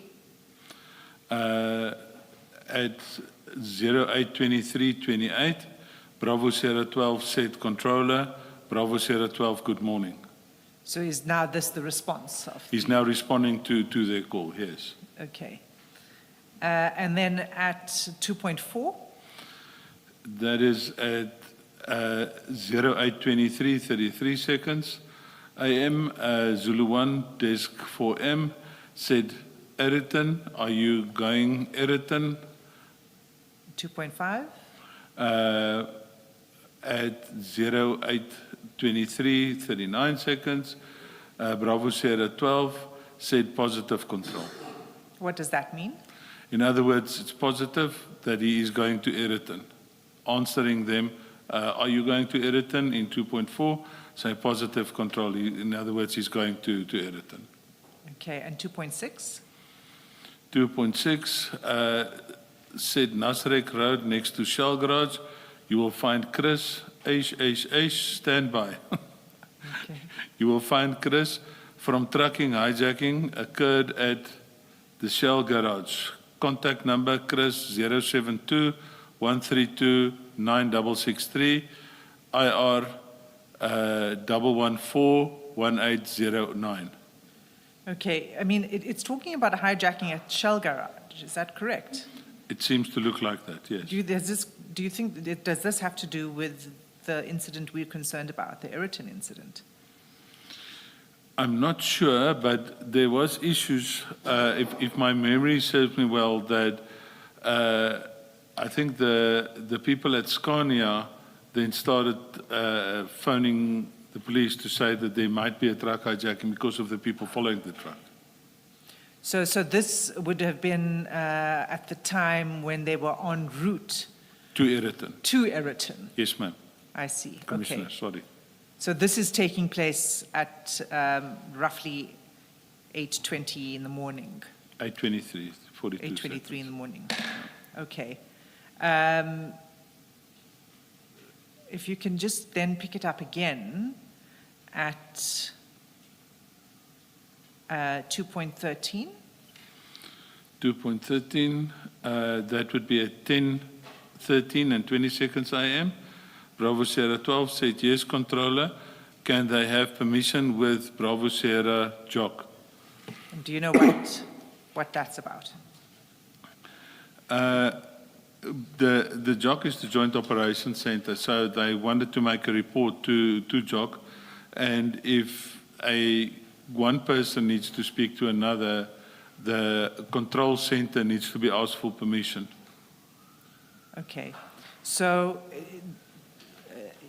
what had happened here was that Sergeant Doe would have called the Joint Operations Center. Per radio, yes. And would that be an appropriate response? If he wanted to make a specific report or explain a situation, that would be the wanted response from him, yes. Okay. 2.15. That would be at 10:13 and 32 seconds. Bravo Sierra 12 said, yes, control. They are calling Jock from that complaint. They are still busy there. They will inform the control when they are done. Can they proceed with Bravo Sierra Jock? Okay. And then there's a series back and forth at 10:13, 11:19, 11:20. As I understand this, it's the controller asking for a report back On as to what's taken place. That's how it looks like to me as well, Commissioners. And it culminates, for our purposes, at 2.30. If you could just read that. 2.30, the time they reach 11:23 and 22 seconds. Bravo Sierra 12 said, yes, Bravo Sierra 12, at that complaint, Eriton, truck hijacking. The truck was not hijacked. The truck was being escorted by police. They suspected that there was something wrong under the truck and that the truck was opened and found drugs inside the truck. The driver will be arrested. There's only one suspect. Okay. Let's just pause there for a moment. That's now at 11:23. So by now the truck has arrived, the drugs have fallen out, and this is the report back. Yes. And according to this sergeant, there's only one suspect. And in addition, he says the driver will be arrested. Would it be right for me to read that as the driver of the truck? That's how it looks to me like, yes. Would the driver of the truck be arrested normally under these circumstances? Not necessarily. One would first have a look at what role he played, if any, in terms of the transportation of these drugs.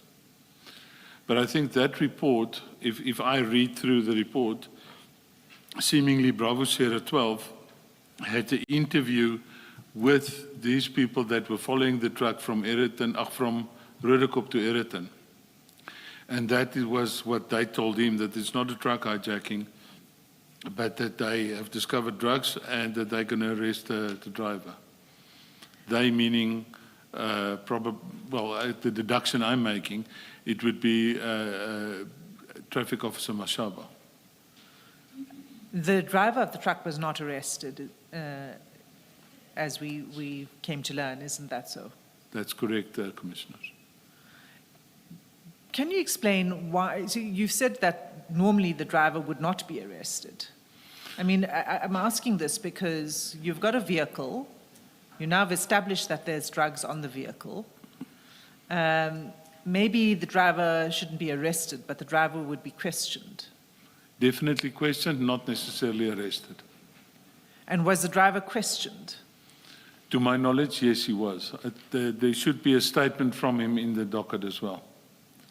Okay, so this scene is, now we can say that this started in the morning and it arrived at Eriton roughly, it was around towards 9. This was en route. By 9 o'clock it was in Eriton. It seems like it from this transcript. So the yes. crime scene starts pretty early in the morning. Indeed, right. correct, Commissioners. Okay, so can you just then go to 46.8? 46.8. Yes. Sorry, Colonel, before you do that, this page 30 document, this is a call to 10111. Is that what this is? It's a radio call to 10111, yes, Commissioner. And would it have been available to Mr. Mashaba to have made a call to this same center requesting assistance at the scene? How does it work, the system? The system, in essence, would work as follows. He would be able to make a telephone call to 10111, or he would be able to maybe, if he's got a traffic department radio with him, he would be able to call into his control center and request to be patched through to the 10111 center. He does have a means. He had a means to call in somewhere. Absolutely, to even via request phone, assistance. yes. Okay. Yes, Commissioner. All right. Now, this transcript here on page 30, I've tried to follow Ms. Hassim as she's taking you through it. It's very difficult for me to form a picture of, in fact, what was happening in this communication. We know from Ms. Hassim that B Bravo Sierra 12 is Mr. Ndou, she says. But what is a summary of this communication here? If I read through it and if I, with my experience, try to, excuse me, to make sense of this, is what happened was that a call came through, and in the 10111 center, they know where the vehicles are. So the 10111 center would naturally call a vehicle close to the scene and say, please go and have a look, please respond. We have a report of a truck hijacking at this specific address. Then Bravo Sierra 12 responded, and seemingly they then had a conversation with this, Mr. Mashaba and company, and they received the explanation of why are they following the truck, and it's not a truck hijacking. And then eventually there at 11:23, it was said that they have indeed escorted the truck, and the police, in my opinion, refers there to themselves, Mr. Mashaba and the people, and that they believed that there was something wrong with the truck, and that when they opened the truck, they found that there was drugs inside the truck, and they were of the view that the suspect in this case would be the truck driver himself. So Mr. Ndeu would have been responding to what he had on 10111, and then Mashaba explained what it was about. That's what it looks like to me, Commissioner. All right, thank you. Thank you, Colonel. Thanks, Ms. Hassan. Maybe, can I just clarify that a little further? Is it not that Sergeant Ndou went to the scene and that he was reporting back that this is what happened, rather than Mashaba relaying it via Sergeant Ndou, if you know what I mean, right? He goes to the scene, he responds to the call. Yes.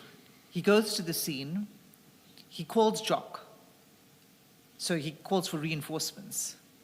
He goes to the scene, he establishes what's happening, and he's he obviously hadn't reported back to 10111, which is why they then call him a couple of hours later to get a report back to, and I skipped over it, and maybe that wasn't so good idea, because what it shows is that, as I see it, the radio controller saying that the supervisors are on their neck, meaning they, in the call center, need to be able to sort of close off The complaint. the complaint. Yeah. Yeah.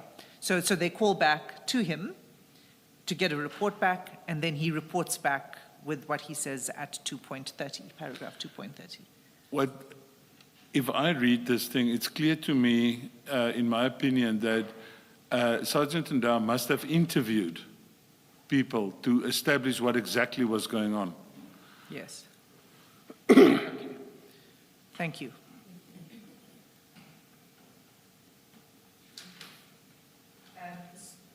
So we know now there are more, because there are officers that have been dispatched to the scene, there are now officers arriving already in the morning. Can you then go to paragraph 46.8 Of my supplementary. of your supplementary? Okay. To complicate matters further, Scania Security also called a highway patrol vehicle which was conducting a roadblock nearby, or near the scene, sorry. So in addition to these officers, in addition to Sergeant Ndau and him calling Jock and saying, please send reinforcements, you've got the Scania people themselves making calls, and so there's additional security that's arriving. Yeah. And this would be, in this case, the highway patrol. Do you know whether it was just one highway patrol vehicle or more than one? I'm not sure if it was only one highway patrol vehicle, but if my memory serves me well, there was indeed a roadblock conducted by the Boysons people, the Boysons police personnel in the vicinity. And it was the highway patrol vehicle and some other marked uniform vehicles that responded with the highway patrol. I'm not sure how many, but if my memory serves me well, there was more than one vehicle responding. Okay. And then 46.9? 46.9, more and more law enforcement officers came to the scene, including a K9 unit members. Okay. So the K9 unit arrives, and there is a statement by Sergeant Pakula who says that he called the K9 unit. And that it was his brother's K9 unit that he had called. Am I recalling that correctly? If my memory serves me well, yes, I think that was correct. Okay. So now that we've got a K9 unit on the scene, did they conduct an inspection with the narcotic dog? I'm not sure if they did indeed conduct, because remember at that stage I was still not on scene. But yeah, I was not on scene, so I cannot really comment on if they did an inspection, yes or no. Should they have? It would have been a good idea, Yes. yes. Because that's the point of having a narcotic dog, is to at least at a preliminary level establish whether the crime scene you're dealing with is one involving drugs. Yeah, and search for other drugs that was not maybe the ones that were falling out of the container. Yeah. Correct. No, I mean, it's possible that there might have been more at the back of the container. Indeed, correct, Commissioners, yeah. Okay, so I just want to know whether you are aware that there are allegations, which I'm sure you're aware of because you've been doing the investigation. There were allegations by several members at the scene that General Khan had prevented the K9 unit from conducting the inspection. I cannot comment on that because, again, I was not there at that stage. I didn't specifically hear that. But, and again, at the time I arrived at the crime scene, General Khan was no longer on the crime scene. Okay. But you confirm that the K9 unit should have been permitted to do an inspection? It's always a good idea, yes, Yeah. Commissioners. Thanks. So then you can now go to 46.10. Later, DPCI members went to the scene, including members that I had instructed to attend to the scene. Pursuant to my conversation with General Katwa, excuse me, as set out in my main affidavit, the scene was contained with many people, in brackets police and civilian, in order in and around the scene. I think you said contained instead of contaminated. The scene was, thank you, Commissioner, I appreciate. The scene was contaminated. There was way too many people at the crime scene, Commissioner, so yeah, it was indeed contaminated by too many people, police and civilian, in and around the scene.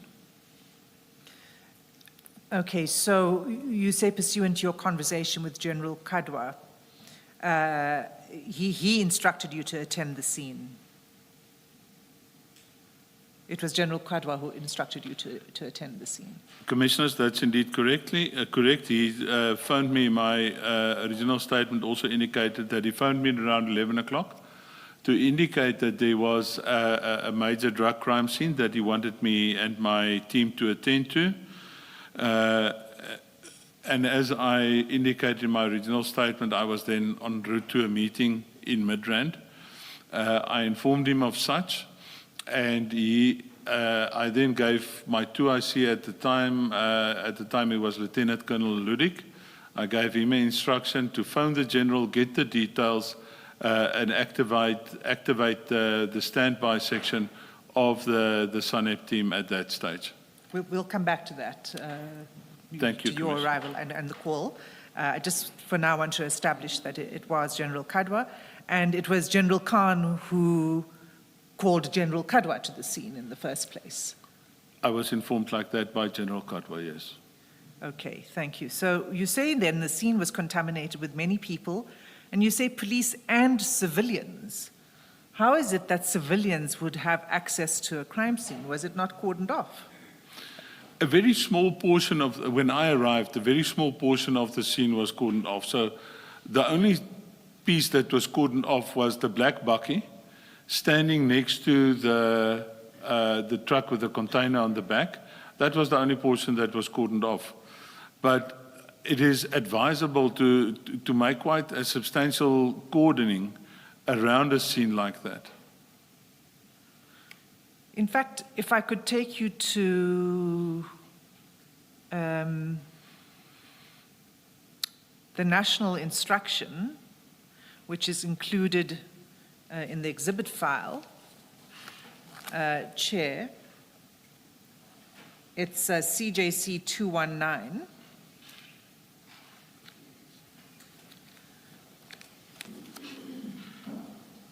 And if you could go specifically to page 139.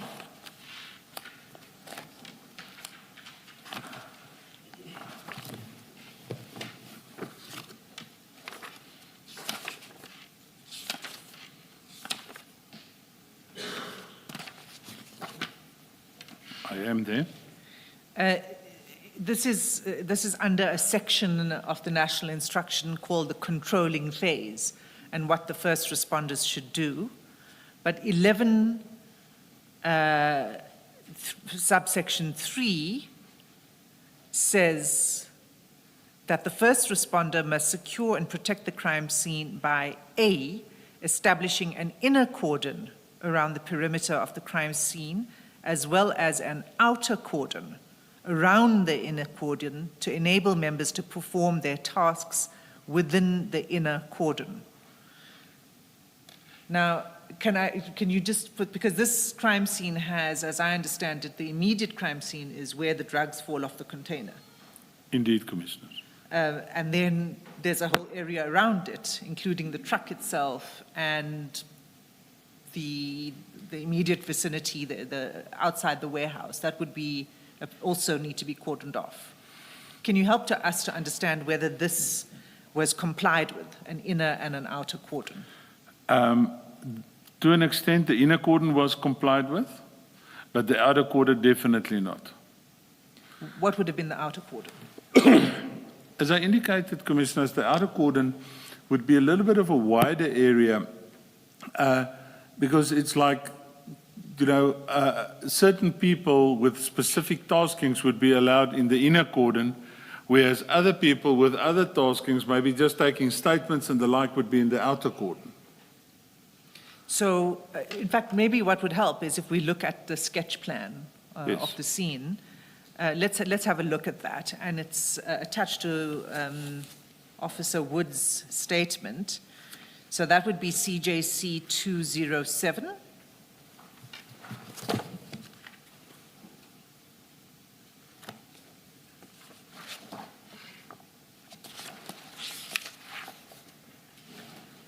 It's at page 21. 23. The sketch plan is at 23, but if we could just start at 21. My Colonel. apologies. It's a statement of Warrant Officer Wood. Apologies. Can you just tell us who she is? Warrant Officer Wood at that time was the standby member for LCRC, the Local Criminal Record Center, for that specific area. So, again, the Commission has heard a little bit about the Local Criminal Record Center and the importance of the LCRC in crime scene management. So this is an important person to arrive on the scene, right? Absolutely, to assist with photographs and fingerprints and the like. Yes, Commissioners. And if you see at paragraph 4, she says, in fact, if you could just read paragraph 4 into the record. On 2021-0709 at 11:45, due to a request of Warrant Officer Rikhotso, I attended an alleged crime scene, an alleged scene of crime at Omena Park, Aerodrome Drive, Ayrton. Okay. Now, when I read this paragraph, I read it as saying that at 11:45, which was as a result of the request of Officer Rikhotso, she attended the scene, so that she was there at 11:45. What is your comment on that? My comment, Commissioners, would be as follows. When I arrived at the crime scene, one of the things that the investigating officer, Captain Sebola at that time, Captain, requested me was to find out what the delay was in LCRC's arrival on the scene. And remember, my original statement would indicate that I only arrived at about 1. So I then made a call to their officers, and they said, if my memory serves me well, that this individual was just busy on another scene but is en route. So she wasn't there when you arrived? I did not see her there, and the investigating officer also didn't see her there. And you Because arrived at around 1 o'clock? So, I arrived at about 1, Okay. yes. So this paragraph 4 at 11:45, it's not correct. Maybe she got a call at 11:45. I think that would be more correct, Commissioners, yes. Okay. So then we have the crime scene. Page 22 is the index to the sketch, and then 23 is the sketch itself. So if we have a look at 23.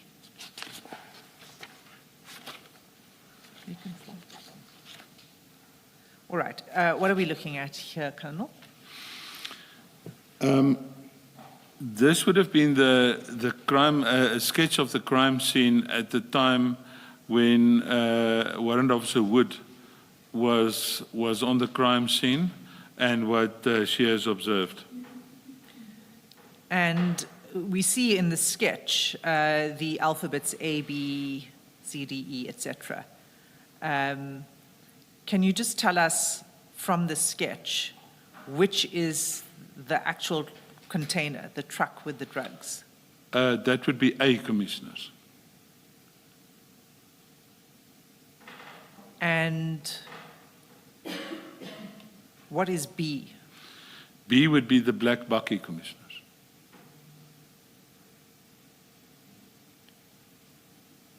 And E?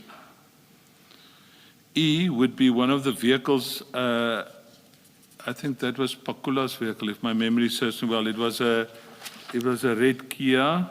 Yes, it was a red Kia. Okay. So that's, E is a vehicle of one of the officers. And then if we look a little further down, you see C and D. Those are two other vehicles. Yes. And according to Officer Wood, C is a VW belonging to a suspect, she says. If my memory serves well, Commissioner, C was a GTI Golf driven by the traffic officer, Mashaba. So C is Mashaba's vehicle, Yeah. and next to Mashaba's vehicle is D, which is a silver BMW. Do you know who that belonged to? Mr. Mashaba's informant. Cannot recall. We spoke about it earlier. What his surname, I think, is Nku. Nku. Yes. So they parked next to each other. How big is this area in the sketch plan? It is quite a big area. That inner area there, I would say, is at least twice the size of this venue that we're in width, Okay. and maybe 2-3 times in length. And if you were to describe, based on this sketch plan, where the inner cordon would be, where would that be? The inner cordon would typically be from the container in front of vehicle E, around vehicle A, and there where it's written on the sketch where warehouse 7 starts. Okay. And the outer cordon? The outer cordon would be from the outside of, in my opinion, from the outside of warehouse 7, the top line of warehouse 7 to at least the bottom line of warehouse 4. And then I would also have cordoned off vehicle C and D. Okay, so quite a large area. Yes. And that, you say, was not cordoned off? The outer cordon was The outer not cordoned off on my arrival. Okay. Do you know why it wasn't? Who was in charge of the scene at the time? At the time that I arrived there, I was informed that Captain Sibola was the crime scene manager, and so he was in charge at that time of the crime scene. So, I mean, this is disturbing because when you arrived, it's 1 o'clock. Yes. So many hours have gone by, as we saw from the radio, two-way radio call that started in the morning. This is 1 o'clock when you arrived, that had not taken place. Okay. So read 46.11, please, into the record, and then we'll move. Before you do that, Colonel, in an operation such as this, Sorry, Commissioner, I didn't hear you. in an operation such as this, where information, according to Mr. Mashaba, he got the information on the 8th for the first time from his informer. And you've testified what happened on the 8th. He went to, I think, Yellow Jersey, and he was told, no, you can't search. Correct. And the following day, they escort this vehicle to the truck to Scania. Can you think of a reason why the informer would be on the scene, on the crime scene? I cannot think of any reason now. Yes. It's actually, in my opinion, it's not a good thing to have an informer on the crime scene because then you can expose him. And an informer is supposed to be a person in the background and not to be exposed Yes. on the physical crime scene. Yes. So ordinarily they wouldn't be on the scene, in your experience? In my experience, definitely not. Thank you. Thanks, Mrs. And when you arrived, was the informer still on the crime scene? Yes, Commissioner. We're going to come back to it. So let's just, 46.11 of your statement, if you could read that into the record. As mentioned, Captain Sibola, now Lieutenant Colonel Sibola, was designated was the designated investigating officer and took over the crime scene as the crime scene manager. After interviewing the 3 officers on the scene, he was of the view that the reasons for their presence was unsatisfactory and that they ought to be arrested for dealing in drugs. He then took over that process while I assisted with the exhibit processes as outlined in my main statement. Okay. So this is the appropriate place now for us to go to your main statement. Can we go to that statement, please? Yes. Because you now deal with your involvement in detail. And I'd like you to go to paragraph 3. I'm there. All right. So can you read paragraph 3 into the record? On Friday, 2021, 0709, at about 1100 hours, I received a call from the provincial head DPCI Gauteng, Major General Kadwa. The general informed me that there was a narcotics crime scene that he needed me and my team to attend to. The scene was at the premises of Scania Trucks in Eersterust, south of Johannesburg. He informed me that a large consignment of drugs was found in the back of a container truck, in brackets, shipping container. Okay, continue. I was at a meeting in Midrand and informed the general as such. I then instructed my second in command, Lieutenant Colonel Ludik at the time, telephonically to contact General Kadwa and arrange the standby members and himself to attend the scene. And did he? It was reported to me that he actually drove to the scene with General Kadwa. And did they arrive with standby members? He did arrive with standby members, and I found him and the standby members at the scene when I arrived there at about 1 o'clock. Okay. Continue. Because of the mentioned meeting I was involved in, I arrived at the scene at about 1 o'clock on the same day. I found a large number of police officers on scene, uniform and detectives. Also on scene was members of my team, Brigadier Sekubela. The Brigadier is the DPCI Serious Organized Crime Provincial Commander and in essence my direct commander. Also there was General Kadwa, the provincial DPCI provincial head. And what was the scene? What did you see when you arrived? Can you tell us what you witnessed when you arrived? Like I stated earlier, there was a lot of police officers, a lot of police vehicles there. And I would describe it as close to chaotic. About how many people are you talking about? 40, 50 people, easy. And in this area that you said that had not been cordoned off? Indeed, correct, Commissioners. So further contaminating the scene? Further contaminating the scene, yes. You can continue.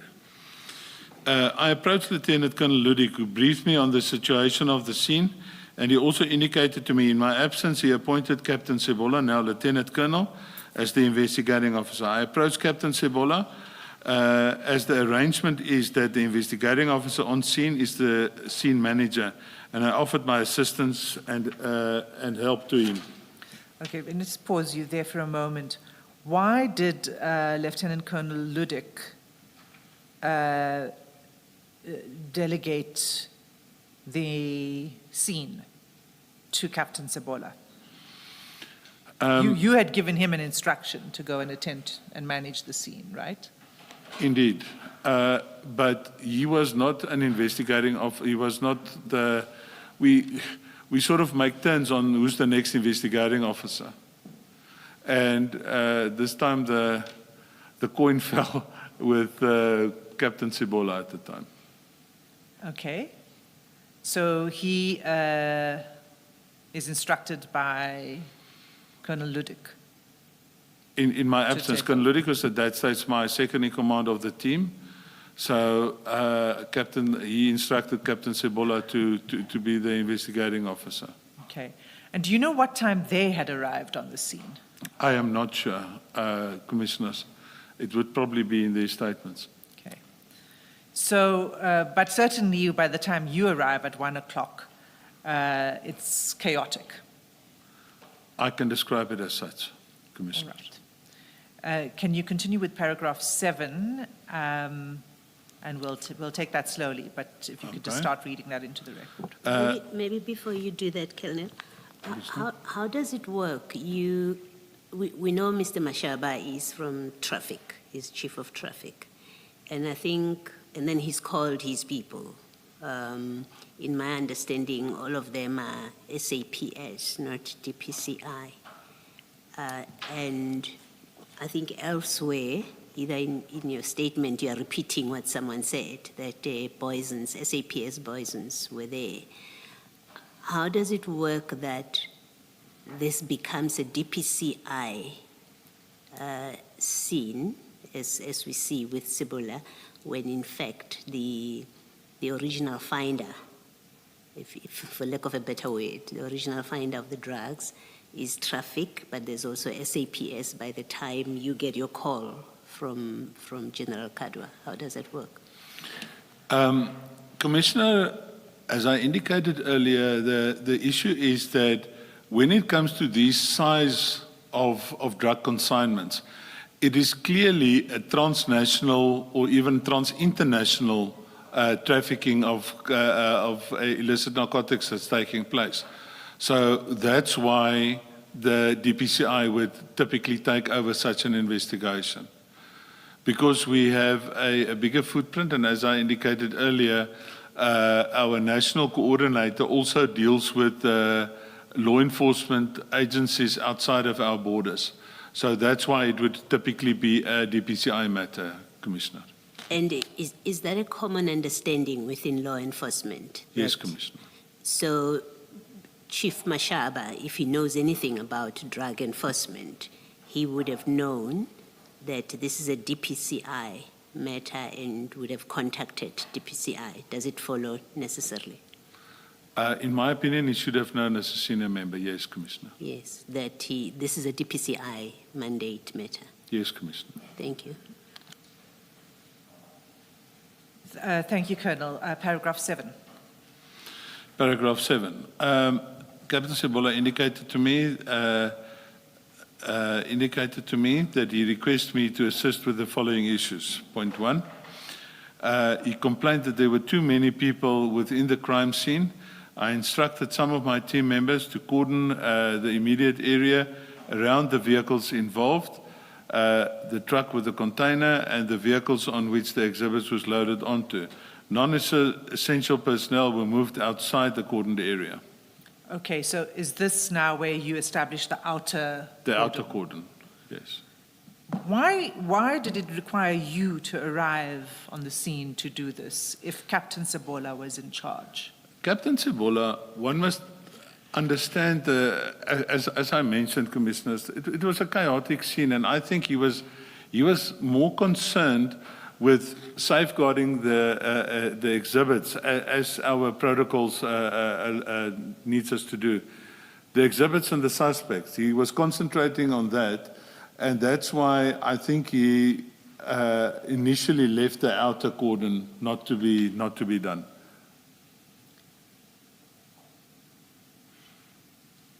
But you accept that the appropriate thing for him to have done was to cordon it off. There were many officers on the scene that could have assisted to do that. Absolutely, it was. But at the end of the day, one should have been on the scene to realize how hectic it actually was. So to a large extent, I understand why he did what he did. Because he was trying to... The scene was seriously compromised and seriously contaminated at that stage already by the number of people on the scene. So in trying to start dealing with that, I think he just, it was an elephant that he needed to attend to, so he started tending to it piece by piece and the like. And I think that's why the outer cordon at that stage was not a priority for him. That's just my opinion, based on previous experience with him on crime scenes. It was an overwhelming scene. It was one of the biggest scenes I've ever attended to personally as well. Right. And was General Kadwa still on the scene when you arrived? Yes, he was. And what would have been his responsibility in a scene like this, chaotic, overwhelming, And I'm not making any judgment calls here or anything on Captain Sabola. I'm just saying that this is the reality of the scene. And you have General Kadwa, who is the provincial head. What would have been his responsibility? Generally speaking, the General Kadwa would not have involved himself in ground operational issues. So he would have not instructed people to coordinate to do X, Y, and Z. Typically he would just be in the background and he would be briefed what was going on. Okay, I'm going to come back to that because I do find this interesting, the extent to which there is a lack of control here, right, of the scene. So the first thing is you move in and you cordon off the outside. I instruct people to cordon off, to do an outer cordon, yes. All right. And then paragraph 2? He requested members to assist in taking witness statements. I also tasked members to talk to Captain Sabola for him to indicate whose statements needs to be taken. Okay, so you assisted with tasking members on Yes. Captain Sabola's behalf. All right. Paragraph 3? He indicated to me who the suspects were and requested members to deal with them. I tasked members accordingly. Okay. Now, on this point of the suspects, what were you assisting him to do? When you say you tasked the members accordingly, what were they meant to do with the suspects?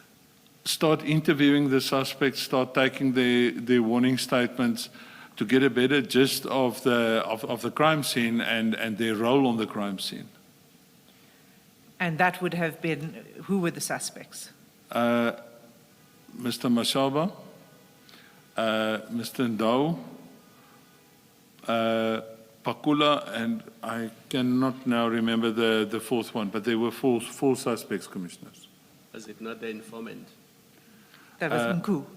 That would have been Mr. Nku, commissioner. I think when you said Ndau, you meant Nku. Yeah. So, Sorry, commissioner. So Pakula, I just want to also get a bit of clarity on this. And in order to do that, we need to go to the first statement you made on this, not for the commission, but at the time. And that's your statement of 13 July 2021, which is CJC 203. And it's at page 1 of the bundle. Yes. Colonel, you should have been a doctor in your other life. My handwriting is a challenge. I've heard that so many times. So we're going to need your help here. I did read it, believe it or not, and with some difficulty. So let's just have a look at this statement. And what I would like you to read, well, you can read anything you want, but my particular interest was at paragraph 5.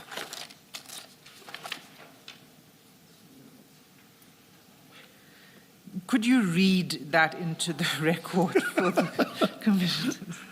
I ask, how do you know what's written in paragraph 5? Yeah, Commissioner, sometimes it's even a challenge for myself. But I will read it to the best of my ability. Thank you.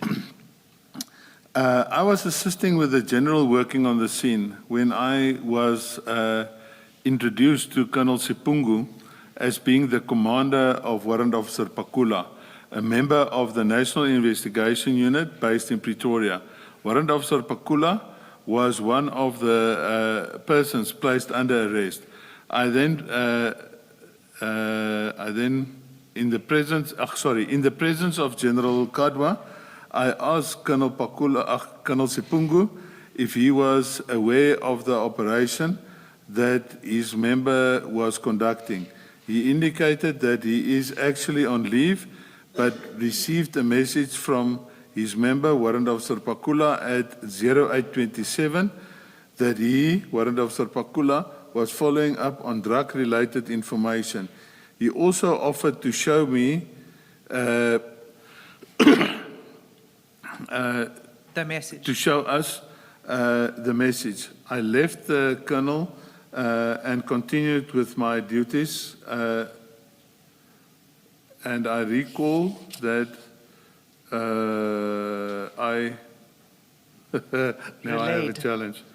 Relayed? Relate to Captain Sebola that we in due course should also obtain a statement from Colonel Sipungu, and also indicated to him that what the colonel said.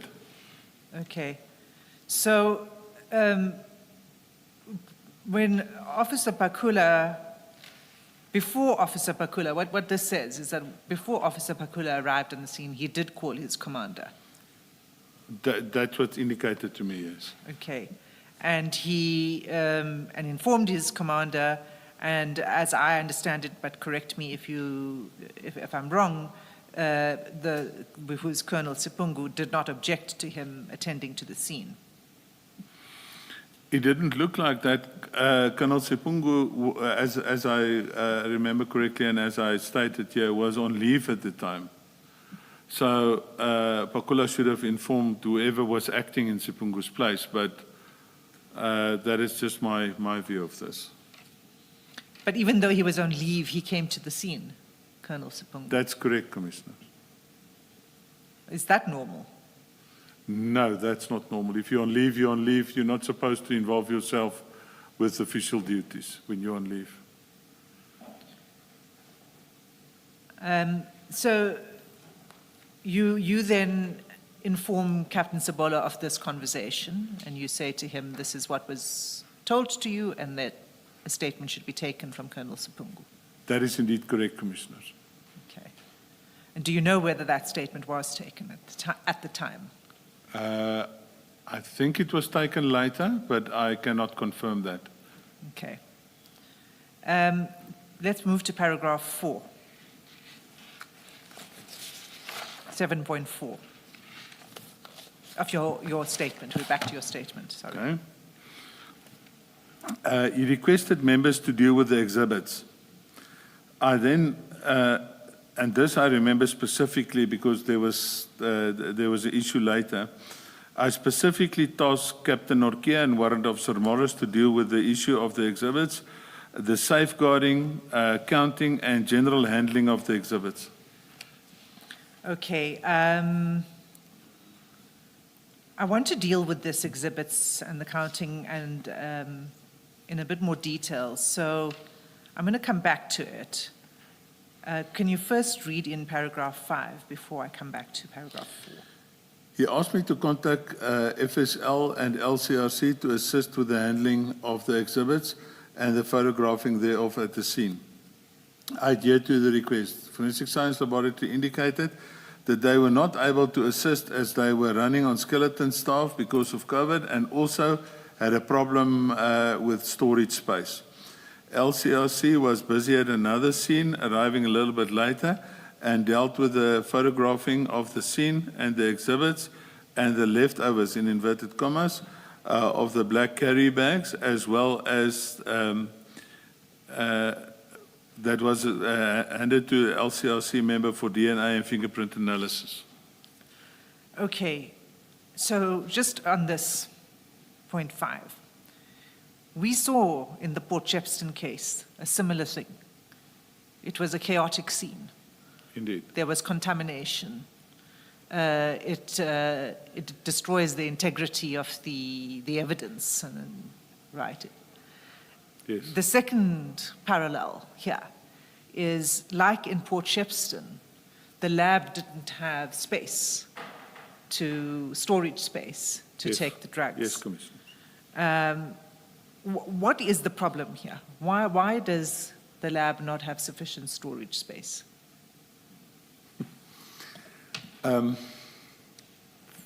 There's just no space. Literally, there's no space.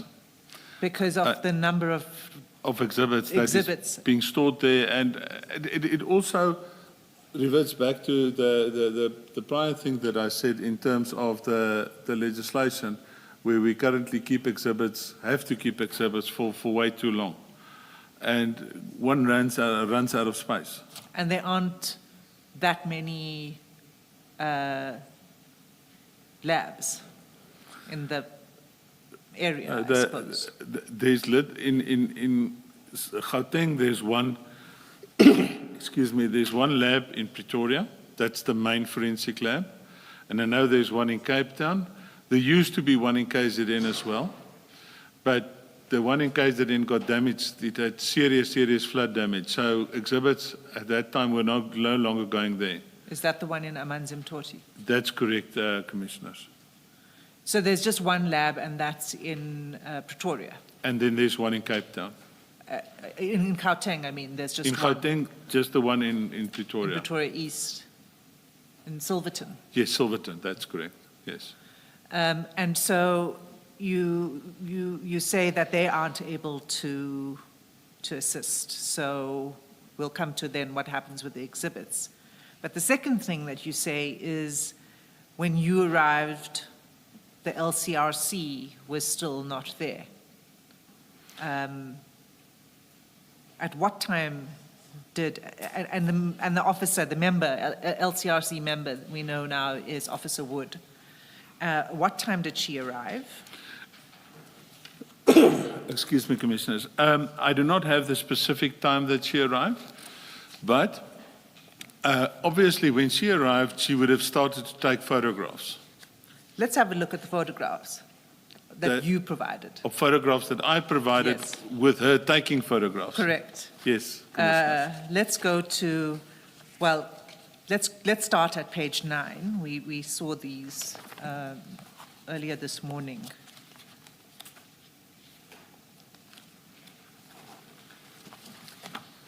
Okay, so as I said, I'm going to come back to the exhibits and the counting of the exhibits, but for now, this is a photograph that would have been taken. This is not the actual photograph taken by Officer Wood, No. but she would have taken photographs of this Similar scene. photographs, yes. And page 10. That would be correct, Commissioner. And page 11.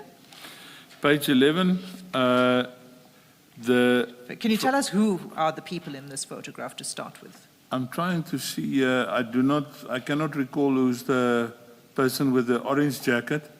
Next to him would be my good self. I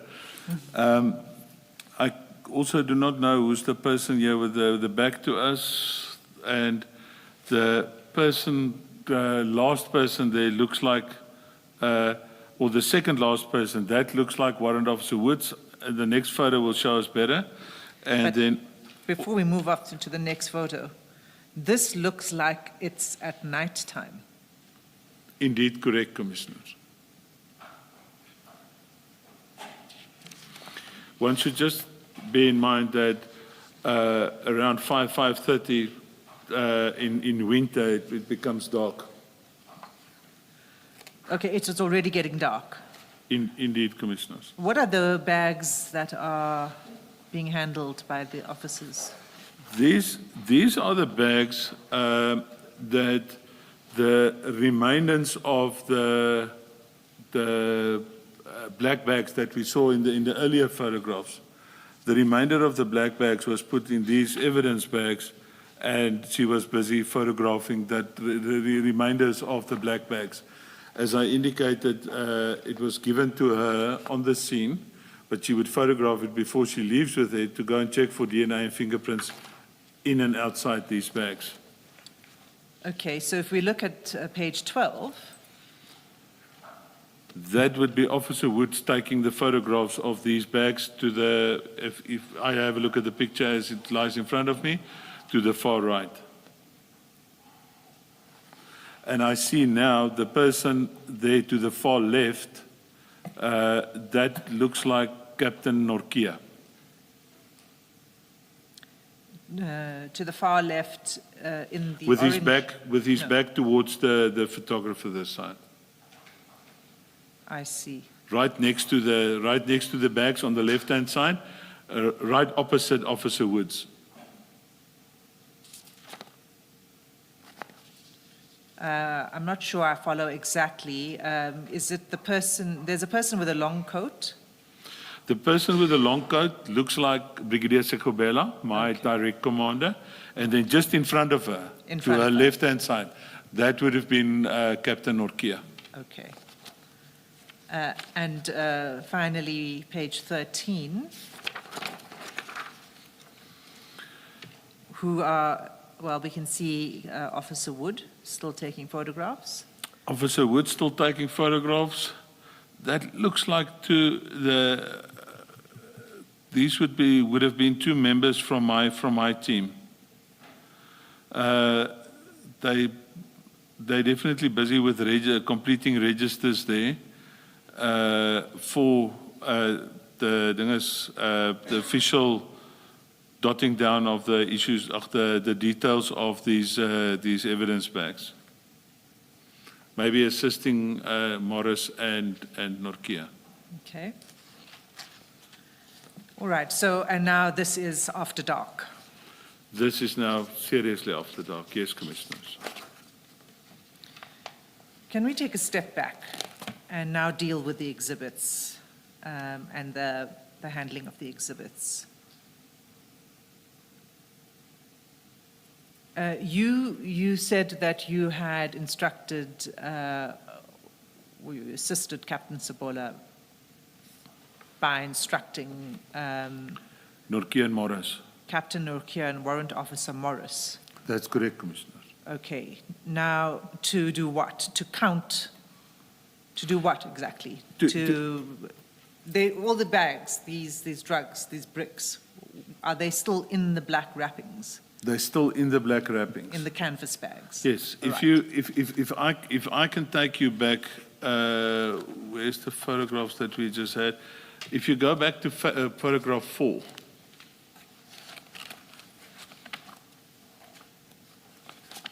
Yes. When these bags were still on the back of the black bakkie, they were still on the back of the black bakkie, I instructed those two to start unpacking this black bakkie, and this is where they started. In other words, they were busy unpacking these bags, and as the bags were put there, this photograph was taken. Okay. So these were now the photographs of the bags, about 23. And then what is the next step? The next step would be to open these bags and inspect the content of it. And to count? Well, first see what is inside the bags. Remember, we did not know what was inside these bags. Right. When they opened the first bag and they saw the bricks, they called me over to say, Colonel, come and look what we have here. And then we immediately realized what we have. Well, as I said earlier, although it needed to be confirmed by analysis by forensics, we knew that we had a very, very large indication that we're dealing with cocaine bricks here. Okay. So they showed it to me. I said, unpack everything and count it and put it into evidence bags. And was this done in front of the suspects? I'm not sure where the suspects was at that stage, but the suspects were being dealt with by Sebola and the people I instructed to assist him with dealing with the suspects. Would it be required that it's done in front of the suspects? The evidence bag sealed in front of the suspects, yes. But you're saying you don't know whether it was done or it was not I'm not done? sure if it was done, no. Okay. No, but by the time you instructed that the bags be removed from the bakkie, Yes. and they end up on the floor here, by that time or today, was there a record completed by Mr. Mashaba or any members of his team that reflected that so many bags had been removed from the container onto their vehicle? Commissioner, I'm not aware of any such record, Commissioner. You're not aware of that? I'm not aware of any such record. To the best of my recollection, such a record does not exist. They hadn't completed any record? No, Commissioner. Thank you. So, Colonel, we're going to go slowly through the exhibits and how, and what you and Captain Nyokia and them found and how many bricks, etc. But I don't want to overlook any aspect of your statement as we do that.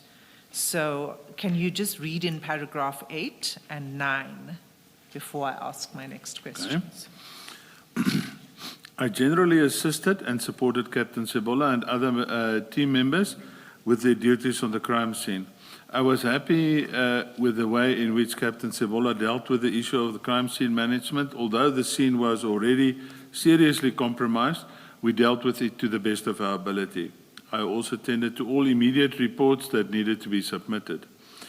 In specific relation to handling the exhibits, I would like to state the following. The exhibits was packed in black bags with handles.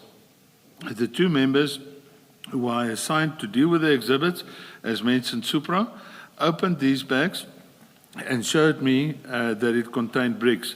These bricks was wrapped in black and transparent wrap.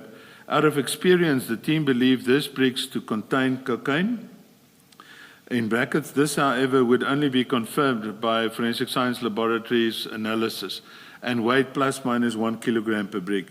These bricks also had markings on it, and the 2 I can remember was a bull red in color and a seagull in black color with a white background.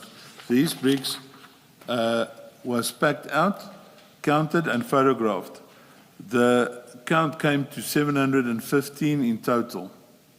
The bricks was then sealed in official exhibit bags and recorded in number of the bricks per bag and bag numbers.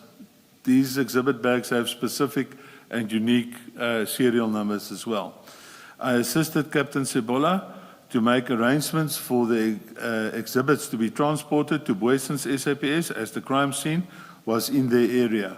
The exhibits was transported to Boyson's SAPS in an official police vehicle under armed guard, in brackets SAPS members. The 2 members who I appointed as the members responsible for the exhibits also accompanied the exhibits to hand it into the SAP 13. Okay, let's pause there. Let's go to the SAP 13 register. That you'll find at CJC 11, 211, pardon me, CJC 211, and specifically page 41.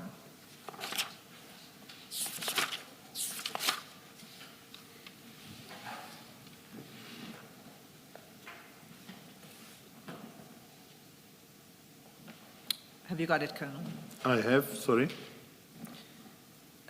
So am I right that this is the SAP 13 register?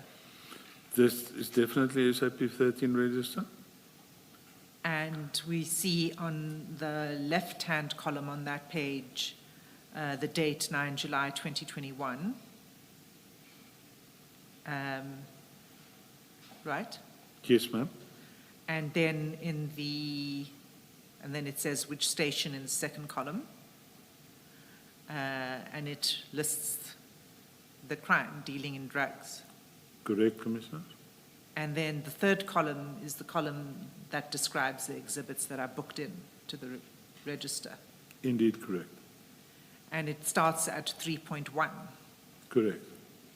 Can you just, we don't need to go through every single one, but can you just describe to us what's contained here in 3.1 to the end?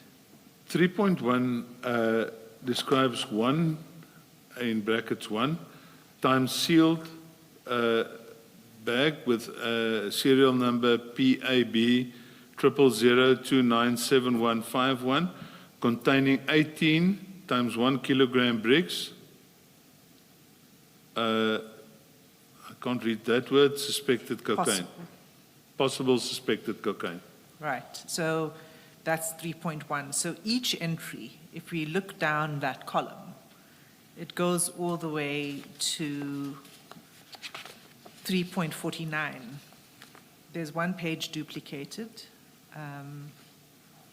But if you go all the way down, scroll down, it goes to 3.49. Correct, Commissioner. Now, I've counted these, and in fact, it amounts to 684. I don't know whether you've checked this count. I haven't checked it, no.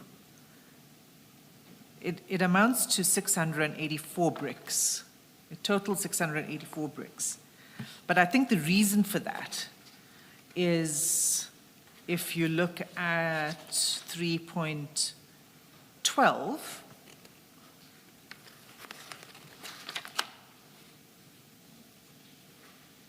Page. page 43, Chair.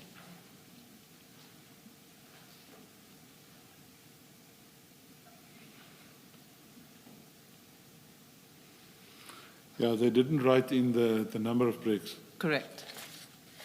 And if you cross-check that exhibit bag number with Morris's statement, you'll see it's meant to be 16. And we'll look at that in a moment. So, in fact, the amount should be 700, not 684, if you add in the 16. But 700 is also not 715. And in your statement, you said there were 715. Can you just explain that discrepancy between the SAP 13 register and... I cannot, because I was not present when this was handed in. I don't know if they omitted by counting some other bricks, just by just handing in the bag itself. But on scene, it was reported to me that there's 715 bricks. And Do you know why they don't put the total at the end of the entries? I mean, it would Make your life harder. life easy for everybody, because when you read this many years down the line, I would expect that 3.1 to 3 point whatever, at the end they would tally all of them together and say total equal to... this, I will agree with you, Commissioner, that would have been much easier. But again, remember, I was not there when they wrote in, when this when these exhibits were booked into the SAP 13. But if you have this history of exhibits going missing while in police custody, surely it would help if, when they are first booked in, there's a proper entry and they are tallied and a total number is inserted there. I will agree with you, Commissioner. I think if we have a look at Morris and Norkia's statement, they kept record of this, so they must have been, I don't know if one was just missed or something, but I totally agree with you, Commissioner. That would indeed make a lot of sense, sir. So, I mean, the question from Commissioner Khumalo is important because it is about maintaining the chain of custody and the evidence, integrity of the evidence, which will help to secure a successful prosecution down the line. So each step along the way here is hugely important. It might seem very small, but it's not. So the error in the SAP 13 register at 3.12 looks like it was just an error if one does a cross-check, but it could become significant. Yes. And it's an important thing to get correct, and I think that's where why this question is quite important. But so what we have is the SAP 13 register, which amounts to 684, but let's say, well, we've seen 3.12, it was just an omission of 16, so it actually totals 700. But you say it should actually be 715. If we go to Warrant Officer Morris's statement, it is a warrant officer, am I right? Morris was a warrant officer, yes. So that would be CJC 206. And it starts at page 16.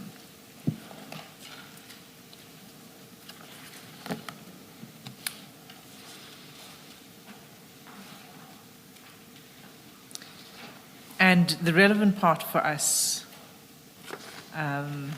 although you're welcome to take us anywhere else in the statement if you wish, but if I could ask you to have a look at paragraph 9.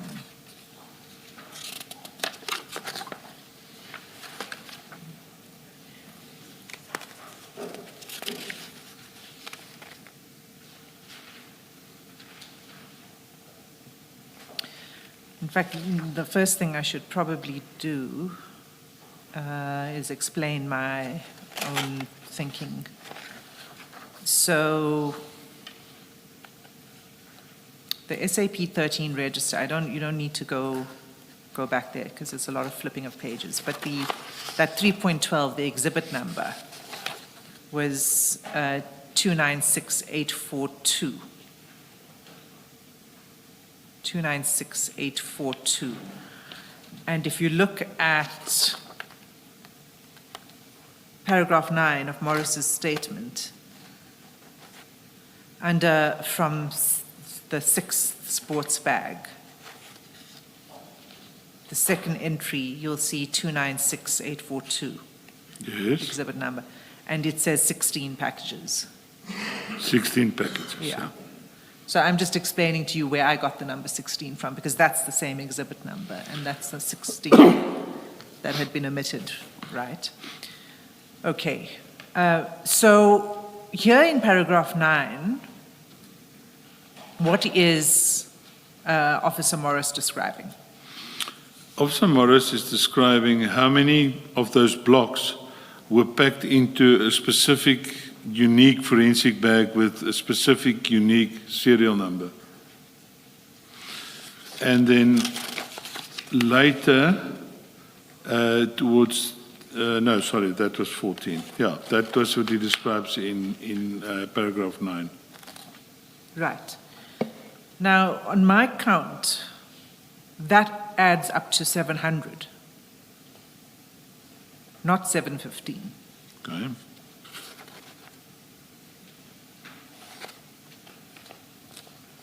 So it tallies with the SAP 13 register, 700. But then where does 715 come from? I still don't then have an answer to the discrepancy. I think, Commissioners, I think it will just be good and well for Warrant Officer Morris and Norkia to explain that discrepancy, because on scene they reported to me 715 blocks. And if you go further and you look at my statement, these blocks out of experience usually weighed around weighs around a kilogram each. And when it was handed into forensics, and I think we'll probably come to that, sorry for jumping the gun now, getting ahead of myself. No, I am also looking at paragraph 11 of your statement, at top of page 4. And you are dealing with, I think, the handing over to FSL. That's correct, And you say the drugs, upon being handed in, weighed 715,86 kg. Exactly right, Commissioner. Yeah, and I'm not sure to what extent, if at all, that tallies with the 700 bricks. 715 was handed in, and it weighed 715.88 kilograms. But what I'm saying is, Ms. Hassim has taken us to 2 places. That And indicates the calculation is that at both places there was 700. So what I'm saying is, I don't know how one is able to relate those 2 700 counts to the 715,86 in paragraph 11 of your statement. I totally concur. Well, I see what you're saying, Commissioner. And as I indicated, it was reported to me, I didn't count the bricks. Yeah. It was reported to me that there were 715 bricks counted on scene. Maybe if I can only testify to what I've got knowledge on. Yeah. If I can complicate things further, if we go to CJC 210, it's the statement of Captain Modise, the 212, section 212 statement, and it starts at page 36.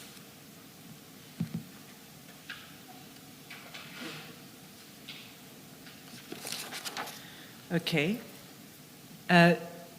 So, just to begin with, Captain Modise is the forensic analyst in the lab, correct? Yes. And she provides a statement to record that she received the evidence bags, right? That's correct, Commissioners. And if we look at paragraph 3 of her statement, she says, during the execution of my official duties on 21 July 2021, I received 49 sealed evidence bags with unique numbers, and then she lists all of the serial numbers, and we know there were 49 bags. But the last sentence of that paragraph says the total number of solid substance blocks was 715. And I find that peculiar because we know that there were 700 because Morris said so and the SAP 13 register says so, and we can count them up. How is it that Captain Modise then comes to 715? How do we understand, what are we to make of that discrepancy? Again, Commissioners, I would submit that Warrant Officer Morris and Captain Norkia should answer on that, because it's also clear here that for her to say this is the number of blocks, and for her to be able to do this analysis, she would have opened these evidence bags and literally count the blocks. That's how she also came to 715. So Captain Norkia and Warrant Officer Morris should explain why this discrepancy of 15 blocks. Because when they're handed into the SAP 13 clerk, the clerk is also doing the count, right? Yeah. And at paragraph 6 of Captain Modise's statement, if we look at that, the last sentence, if you could just read the last sentence, please. An average mass of one solid substance block was 1,001.20 grams. Thereafter, the total estimated mass of the exhibit's material was 715.86 kilograms. They have underlined estimated because I think they are dealing with the actual substance, and I would think they are doing the weighing and they are doing everything. So the estimated surprised me, but I'm just making an observation. Please continue, Ms. Hassan. Chair, it's also peculiar that it's an estimate because it's 715.86, which is not an estimate. But what we have, the point of this being a discrepancy in it exhibits the number of bricks and the weight of the bricks, and how the count at when it's booked into Boyson's and then when it gets to the lab. I can see that, Commissioners. Yeah. Okay. So I need to then take you back. So what we know is that the bags were counted, sealed, taken to Boyson's, checked into the register. Correct. All of that totally in accordance with protocol. It's Absolutely, what should- Commissioners, yes. Yes. But then, can you read paragraph 10 of your statement? Paragraph 10 of my statement. of your statement, yes. So it was a Friday, as I understand it. Yeah, that the it- 9th was a Friday, indeed. Right. That's correct, Commissioners. Throughout the weekend following the operation, I was contacted by the station commander of Boysons, Brigadier Jones. He raised concerns of safety for the exhibits and requested me to have it removed as soon as possible.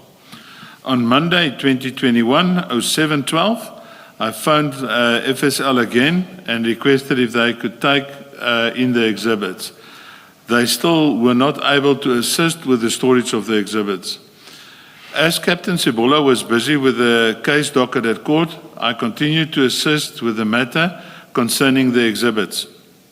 I phoned Brigadier Naika, the National Coordinator for SANEP, for assistance. He indicated to me that he's got access to safe storage at a base at the the SAPS College in Pretoria.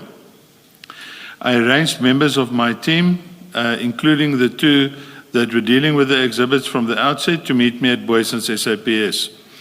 I also arranged a number of SAPS Highway Patrol members to the mentioned safe storage. The exhibits were booked out by Captain Norkia, loaded into the Highway Patrol vehicles and transported to the mentioned safe... Sorry, I just heard a noise. My apologies. The exhibits were booked out by Captain Norkia, loaded into Highway Patrol vehicles and transported to the mentioned safe storage in Pretoria. On our arrival, I was shown the storage and inspected it. I was satisfied that this was a very safe place with access control at the gate to the facility inside the SAPS College, and it was a strong room inside a building with a steel door and a steel gate. The room was empty and the key was handed to me.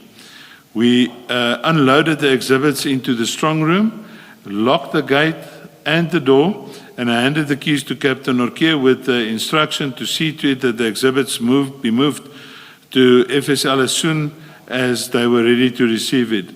When we offloaded the exhibits bags, the bricks were still in the form that it was at the time of the seizure. Okay. So what was the concern? I mean, again, given what we know about the importance of safeguarding these exhibits and following proper protocols, and the SAP 13 generally, as I understand it, being itself like a vault, right? It's a very secure place. It's attended by someone all the time. Nothing can go in and out without it being recorded. What was the concern here with keeping it at the Boysons SAP 13 vault? Commissioners, there were mainly two issues raised by Brigadier Jones.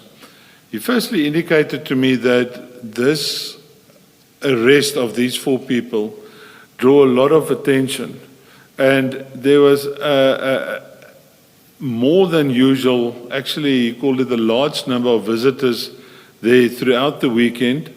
And he said that there was even demonstrations outside the police station. He further indicated to me that he believes that his SAP 13 storage facility is not safe enough because he doesn't have a 24/7 guard or video cameras or anything like that. So he was concerned for the safety of these exhibits.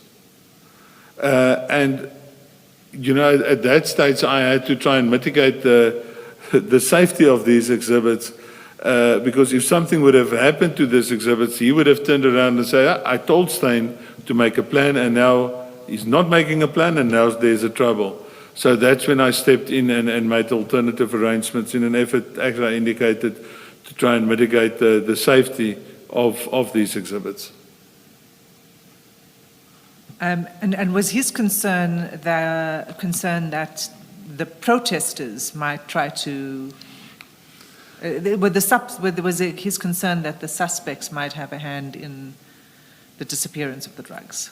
His approach was that there were a lot of extra movement because of this case around his police station, and he raised that as a general concern. I cannot comment on his train of thought per se during his telephone calls to me, but he had, according to him, he had serious concerns about the safety of these exhibits. Did he mention the size of the hall, that it was unusual for his police station and that made him uncomfortable? Because I recall you earlier saying it was one of the largest you've ever come across. Commissioner, he raised the issue of the value of this exhibit during some of our conversations. Indeed, he did so. And he called you more than once. Oh, pardon me. Oh, no. Go ahead. He called you more than once on that He weekend. actually called me, for lack of a better word, and I do apologize. It was starting to get irritating, the number of calls he actually made to me. But I also, in hindsight, I understand why he made those many phone calls, because he wanted to also see to the safety of those exhibits. And in essence, although the exhibits was into his SAP 13 to a very large extent, the safeguarding of the exhibits or the whole risk in terms of the exhibits would also form part of our responsibility to an extent. Yes, Commissioner. Let's adjourn and resume at 2 p.m. Thank you, Chair.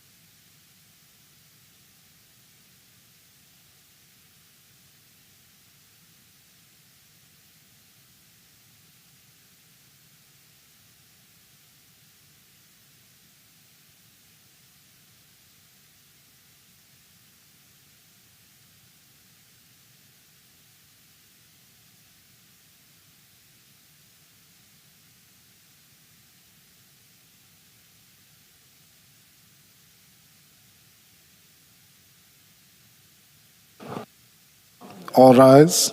We are ready.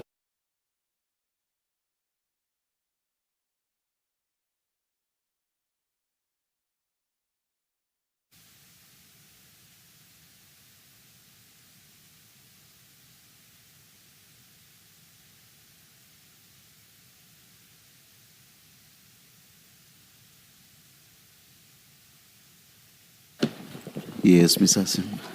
Thank you, Chair.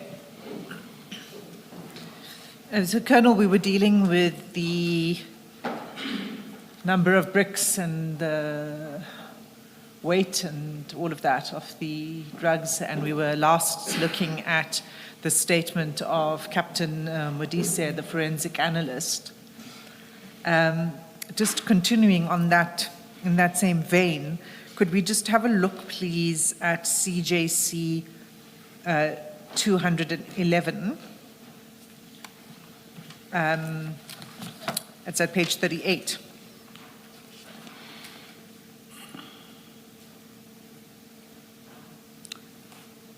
And you'll see that this is a 212 statement of another forensic analyst named Warrant Officer Mabasa. And if we look at that report, the statement itself at page 39,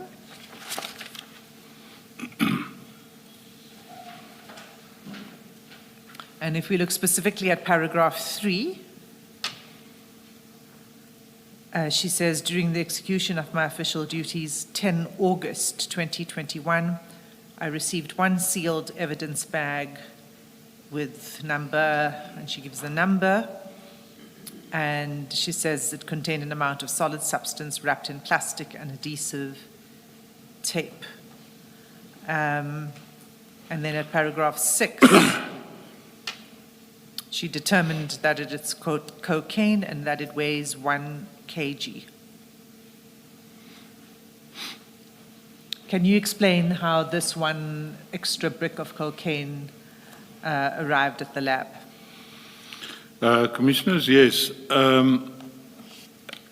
Initially, I was not aware of this brick, but it was reported to me by Captain Norkia that if we recall the photographs that was taken, the wrappings of the sports bags was handed to Warrant Officer Woods from LCRC to check up on possible fingerprints or DNA inside these wrappings.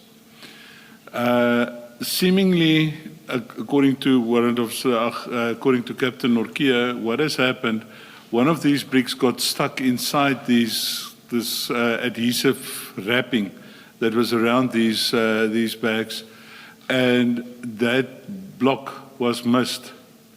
Probably because it was getting darker, the lighting wasn't that well. One of those blocks got missed, and it was then retrieved by Warrant Officer Wood, who then gave it to Captain Norkia, and he handed it in again. So this was it was trapped in the canvas bag, or in that plastic wrapping.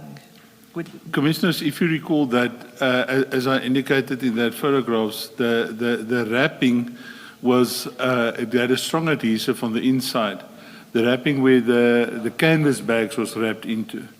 And it must have gotten stuck in one of those, because the 23 bags that was unwrapped, as you could see in one of the photographs, Warrant Officer Wood is busy taking photographs of these bags in sealed evidence bags, and it was heaps of them, so I think it just got stuck in the inside of that adhesive wrapping of the canvas bags.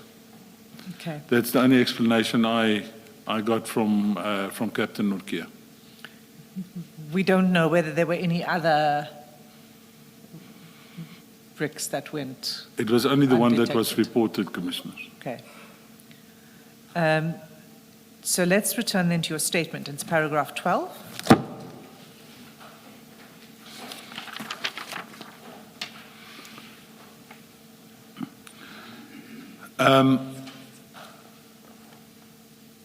Captain Norkia, on the 19th, reported to me, sorry, just paragraph 11, if you don't mind. Sure. Commissioners.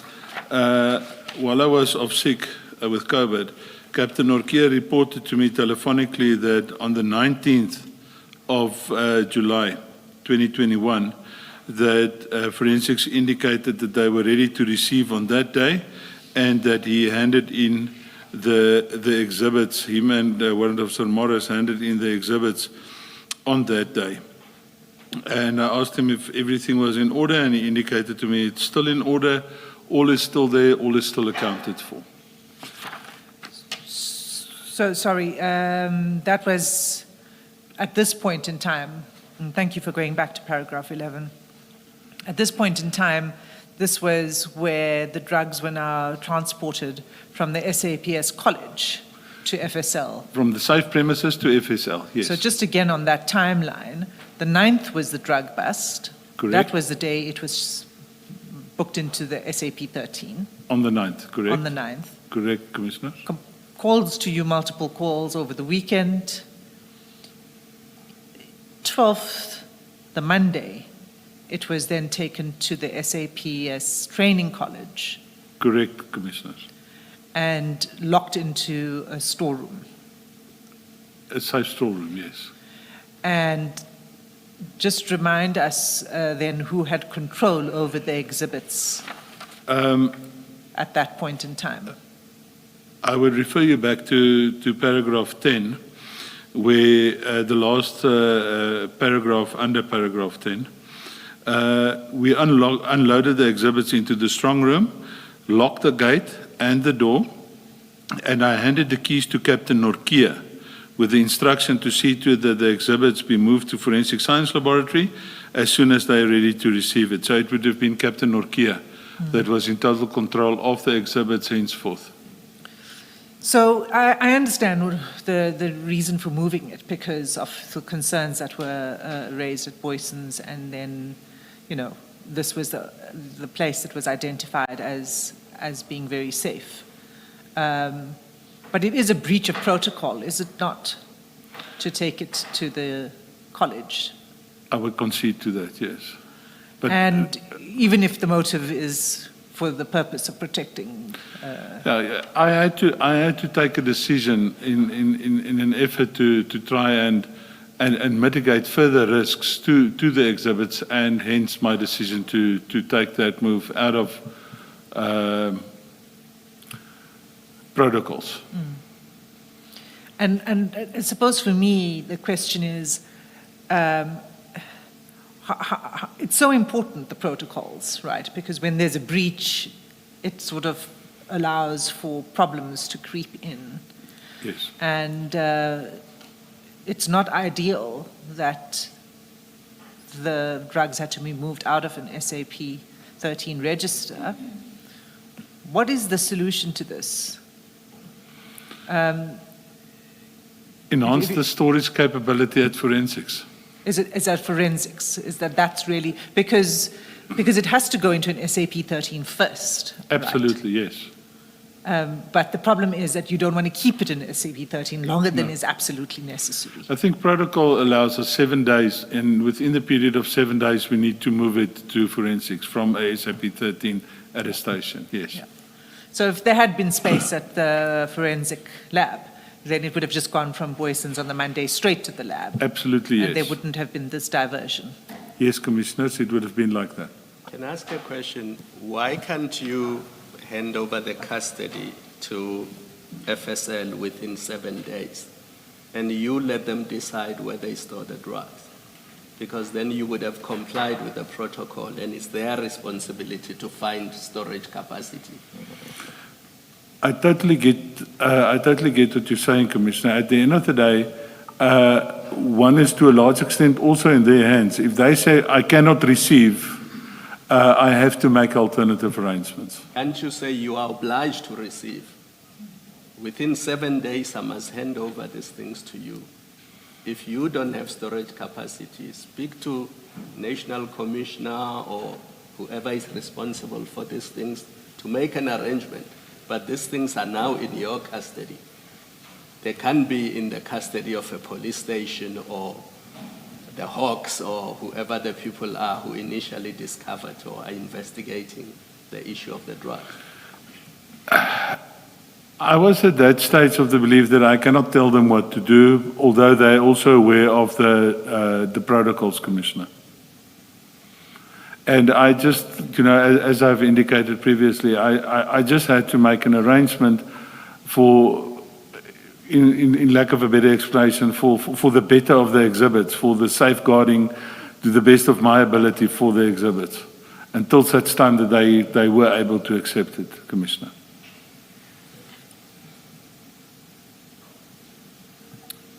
Thank you. So the drugs then are transported from the training college to, so there's a 9th, the 12th it goes into the storeroom at SAP College, and then on the 19th it's taken to the forensic service lab. Is that correct? Correct, Commissioner. Okay. And then at that point, when it's logged in with the forensic service lab, is there a clerk who then receives it, and so there's a counter signature for everything that's received? Is that right? That is indeed correct, Commissioners. And as I understand it, at that point in time when the exhibits are now being handed over at FSL, it was discovered that there were some bags with small tears in them. Do you want to just explain that? When Captain Norkia phoned me on the 19th to indicate to me that the bags were handed in, and I questioned him on the status of the exhibits. Like I said, he indicated to me that it was still in the brick form, it was still in the same evidence bags, but probably because it was moved a number of times from the crime scene to Boysens, from Boysens to the safe storage in the college, from the college then to forensics. Because these evidence bags, although it's quite thick plastic, I think because of the transportation and the movement of these bags, there was small tears in the exhibit bags. But according to Captain Norkia, the tears was so small that the bricks would not fit through a tear like that. But what happens at forensics when you get there and there's the evidence or the exhibits bags are compromised even in the smallest way or fashion, not properly sealed because it's got a self-sealing, you remove a strip and then it's self-sealing. Even if there's a small little problem with that, they refuse to accept it. So Captain Norkia explained to me that they, at reception in forensics, they actually resealed these into other bags that didn't have any damage to them, and it was then accepted as such at forensics. So they would be resealed into new bags with new exhibit numbers, Correct. New sealed numbers on Correct. the bags. Yeah. And I think there were about 8 such bags. I'm not sure of the count. I cannot recall that he gave me a specific count. He just said there were some of the bags. I asked him, did you get it sorted? He said, yes, we resealed it and we handed it in. They accepted it as such. Okay, maybe just for the sake of completeness, I'll just, if you look at Officer Morris's statement, again, CJC 206, starts at page 16. But if you look at page 19,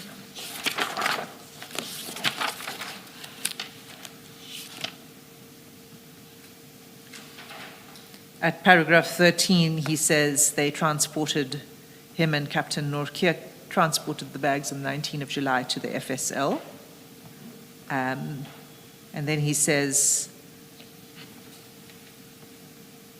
that they were damaged from the handling of the Yes. drug exhibits. And then in paragraph 14, he lists the bags that were affected, Yes, Commissioners. and they were placed into new bags. Yes, Commissioners. And there are 8 bags that are listed. Okay, that's just to close that off. Thank you, Commissioner.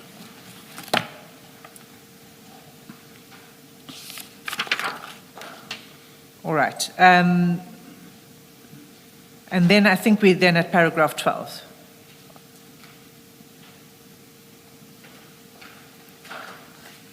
Would you like me to read it in? Yes, please. On my return from isolation, I further assisted Captain Sebola by inspecting the docket in terms of the investigation done and issued written instructions on the outstanding investigations. I also assisted with obtaining some of the outstanding statements. Okay.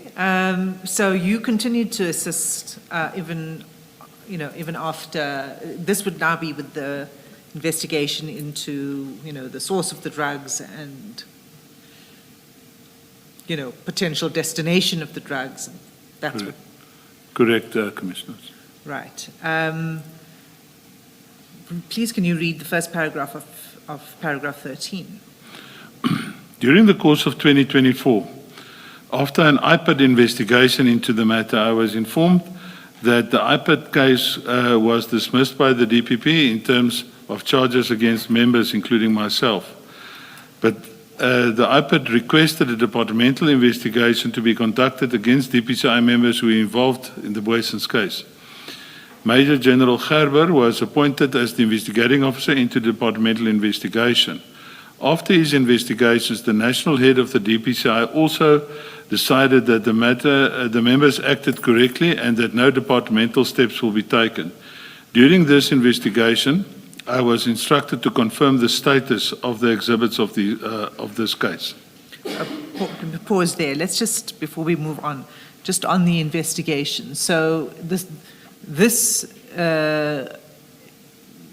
investigation by Major General Gerber into the members of the Hawks was really followed from the IPAD investigation and the IPAD recommendation. That's correct, Commissioner. Can we just look at the IPAD report? You'll see that at CJC 215.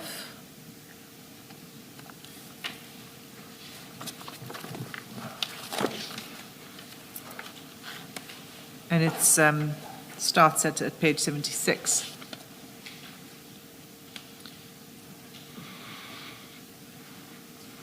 This is the report that made the recommendations, right? I think so, yes.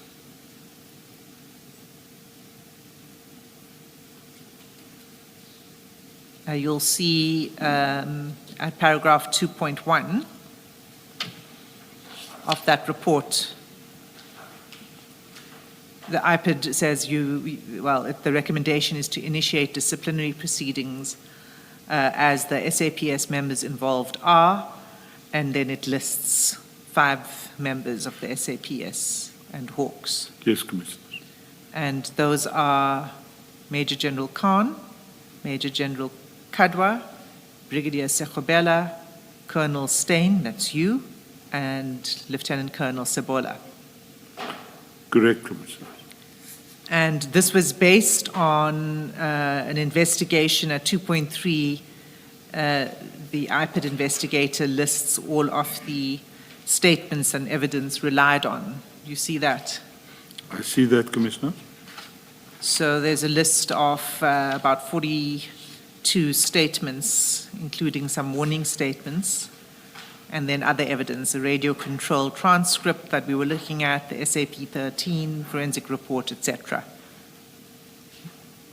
So based on all of these interviews with these people, what the IPAD report investigator determines is, if you look at page 79,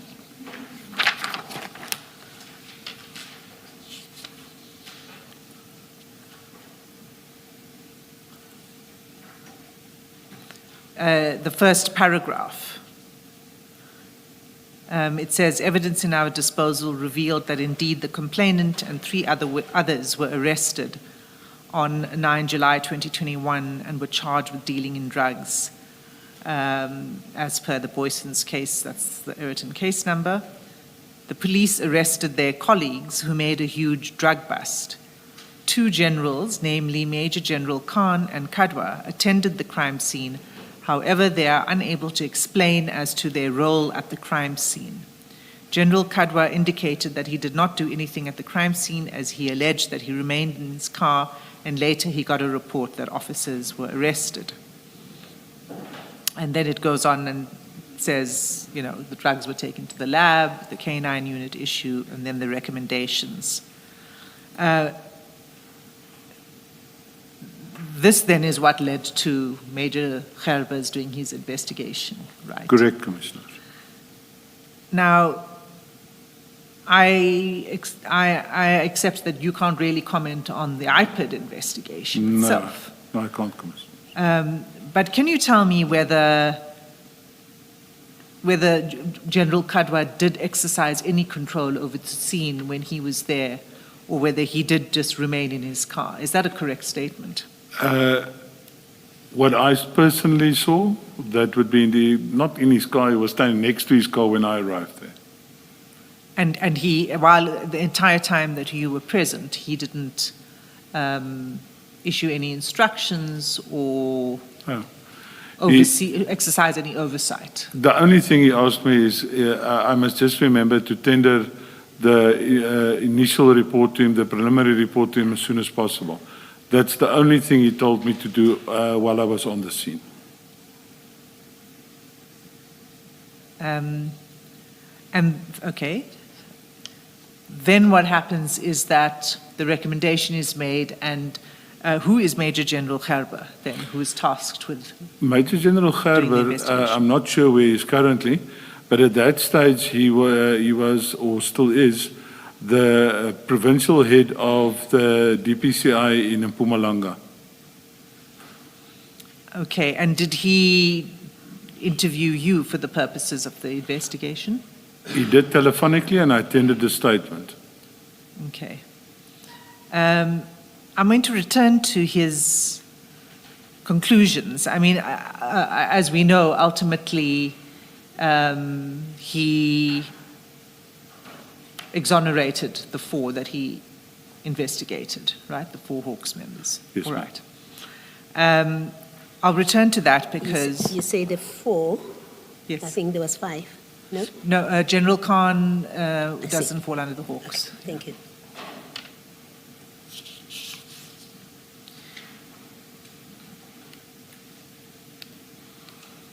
And then who was the complainant in this IPID investigation?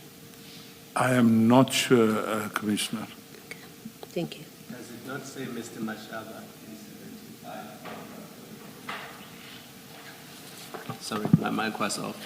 It says the complainant in brackets, Mr. Mashaba. Paragraph 3 on page 75. 79.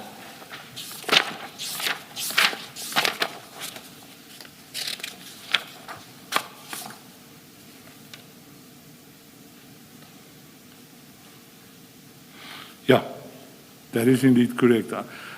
Commissioner, I haven't seen this report before until the bundle was given to me over the weekend. It seems to me that the complainants are the 3 police officers who were arrested. Yes, the traffic officer, the 2 police officers, and then the private individual. I think you're 100% correct, Commissioner.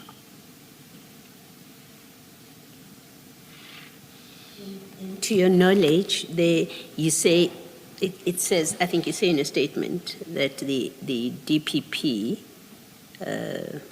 dismissed the case that was supposed to be put against you. Do you know what was the charge against you in particular that the DPP... If my memory serves me well, it was corruption and defeating the ends of justice. If my memory serves me well, Commissioner. Thank you.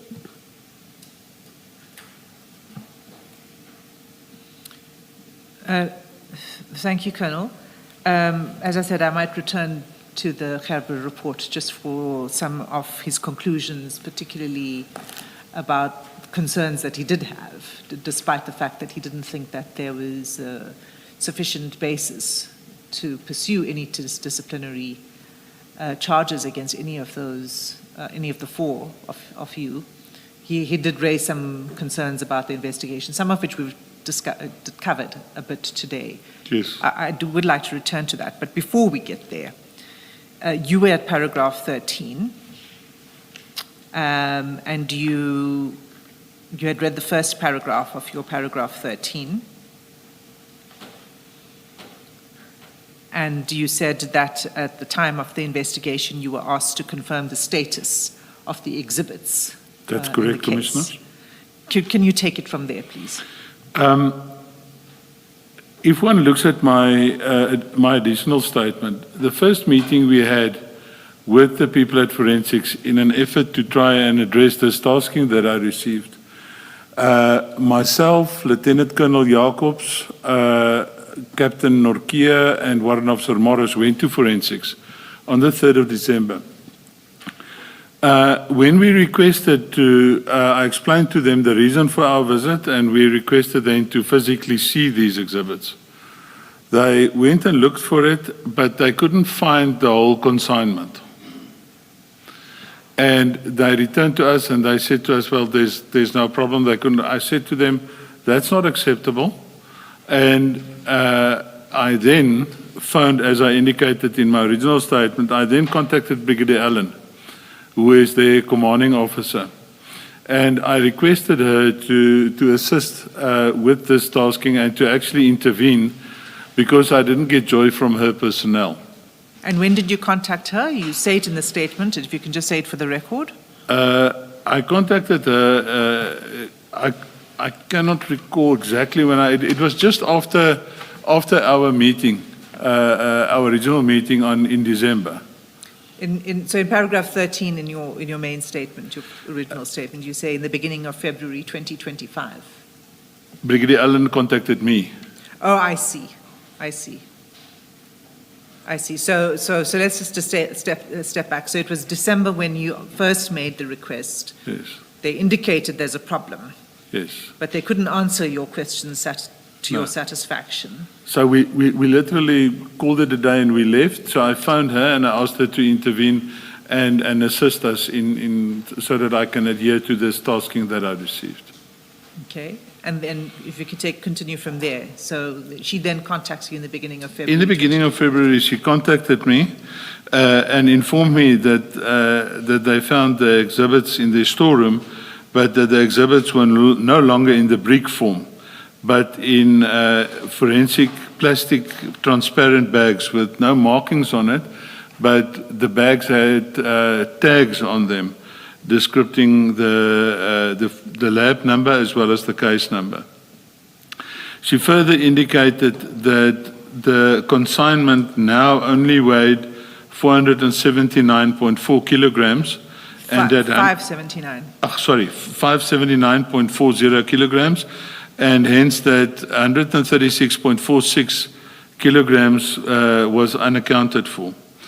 On Wednesday, the 22nd of February of 2025, I attended a meeting with General Kadwa, Lieutenant Colonel Jacobs, and I think that Norkia and Morris was there, I'm not sure, with Brigadier Allen and some of her personnel. They could still not explain the 136.46 kilograms that was unaccounted for, and it was then that General Kadwa decided to phone the DPCI national head of anti-corruption, of the anti-corruption section, and requested an investigation into the matter. I'm not aware of the current status of this investigation. Okay, let's just unpack that a little bit. So 136.4 kgs went missing. Based on the original weight of 715.86 kilograms, it only weighed in now at 579.4 kilograms, so 136.46 kilograms was missing. And she said they were no longer in brick form. We actually viewed it. It was now just a powder in large see-through bags with tags on them. Again, when it's sealed in the evidence bags, it's got that shrink wrapped, it's tightly wrapped with the plastic. Correct. now that had been, so is the evidence of Brigadier Allen that it was now, that had been removed? She informed us, if my memory serves me well, that wrapping, are we talking about the wrapping with the markings logos. on it, Yes. logos on it? She indicated that started to deteriorate. And obviously because of the fact that they had to remove some of this powder to actually analyze it, that wrapping then deteriorated further because they literally, if I understand it correctly, they tested every brick.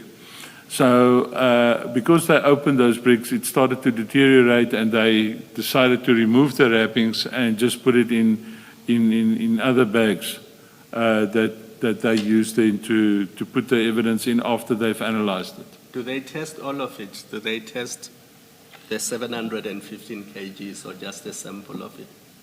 Commissioner, they cannot test, if they test all 700, there's nothing left. Yeah. So it would be small samples out of each brick, in my understanding that they do test, Commissioner. And here's my follow-up question. Is it not possible then that it is the sample that was used for testing that is missing? Not 136 kilograms, Commissioner. That's not possible, sir. So they cannot use 130 kilograms for testing? No, Commissioner, definitely not. So it's literally grams or milligrams that they use to test, Commissioner. So it's now in powder form, and 136 kgs are not accounted for. That's quite a lot to carry out of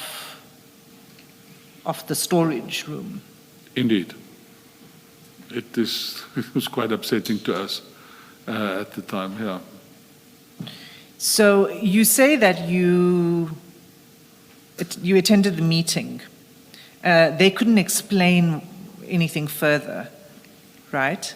But was this meeting at the FSL? Correct, Commissioner. And then did you go to inspect the exhibits and the storage space? We indeed were allowed to accompany them, and they showed us the storage facility where the exhibits were kept in. And what did you see there? Lack of a better explanation, chaos. But I don't think any, in my humble opinion, like the lawyers say in court, my humble opinion is that at the end of the day, one should go and look for yourselves. My explanation of that or photographs of that will not suffice to explain what's going on in those storerooms. It was kilograms and kilograms of exhibits lying on top of one another and roof height. So how would they be sorted? I mean, so it's all in one room, first of all? All in one room. Different bags with the tags on them, as I can explain. I don't know how they would know to go to the back of this facility to retrieve certain items. It's like a puzzle. I don't know how they do it. So you would walk in, and is it on shelves, or is it? Shelves are fully packed. It's now laying on the ground, and they literally walking on top of the bags to get to the bags at the backside of this facility. And is it a secure room? Yeah. There's serious strong room doors in front, and you have to sign as soon as you step if you put your foot into that place, you sign a register to say that you were in there. Are there cameras outside the door? I saw cameras. If they're working, I cannot answer.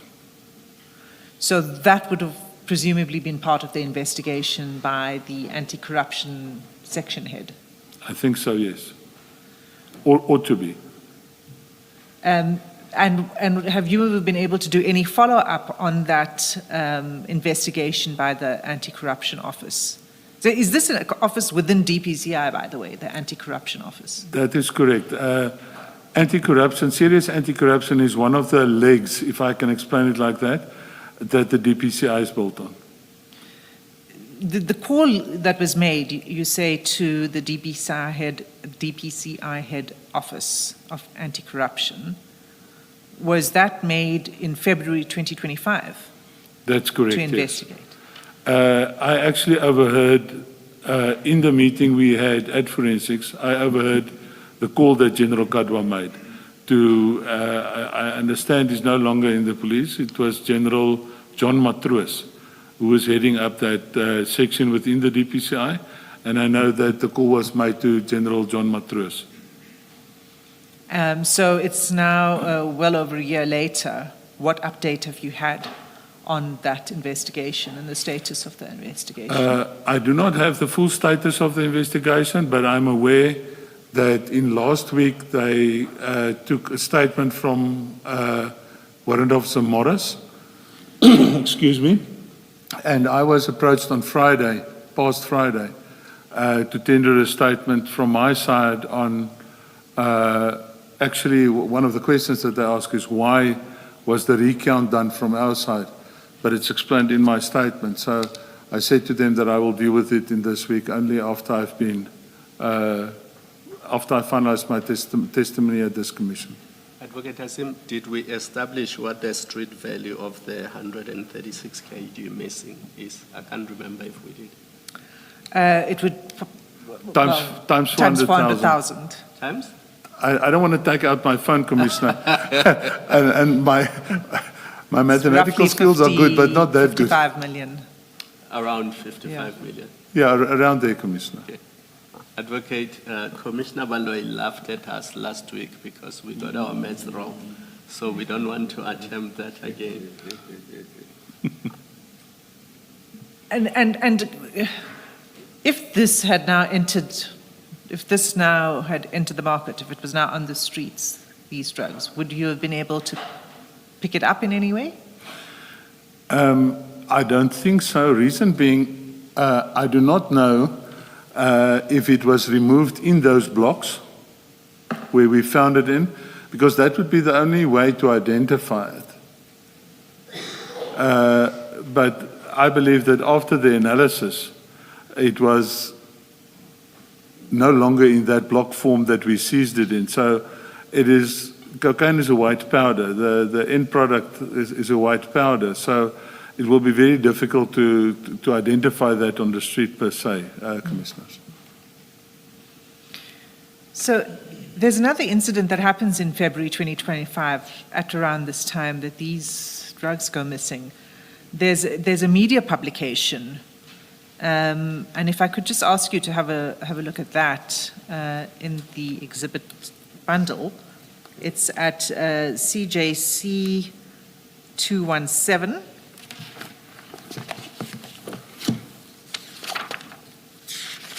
Page 109 of the bundle.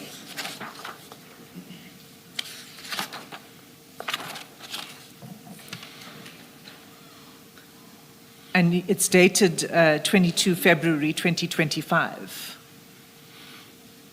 And the title of this media report is Crime Intelligence Battle, Key Witnesses in Feroz Khan Disciplinary to Face Drug Charges. Right? The report discusses what happened at the Ayrton scene and the 4 suspects that were arrested.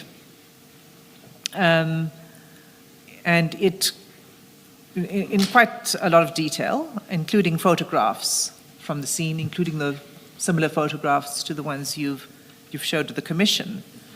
But it says more. And if you look at page 115 of that report,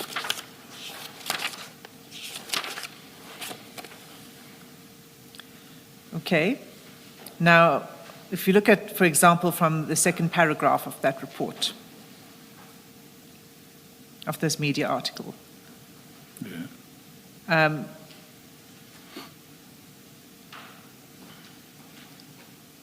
It says the report reveals Nku and Mashaba were in direct communication with an East Rand businessman who appears to have been the middleman between a drug operation in Brazil and local operations. It then goes on to talk about chats from encrypted messaging services that revealed that Nku was talking about certain employees at the Durban port that were, in inverted commas, our guys. It refers to the businessmen who went by a particular alias. And you'll see also, as you scroll down, that this media article has the actual messages that were shared, that were obtained by internal Hawks investigators. It has evidence from the cell phone analyst, and it concludes, it opines that the emergence of this evidence is likely to prove crucial to Khan's survival in the disciplinary round, and then it continues to talk about Khan's troubles, and it's actually a very pro-Khan article. It's a very favorable article. And all of this evidence that it leaks, essentially, comes from an internal report that I think you're familiar with.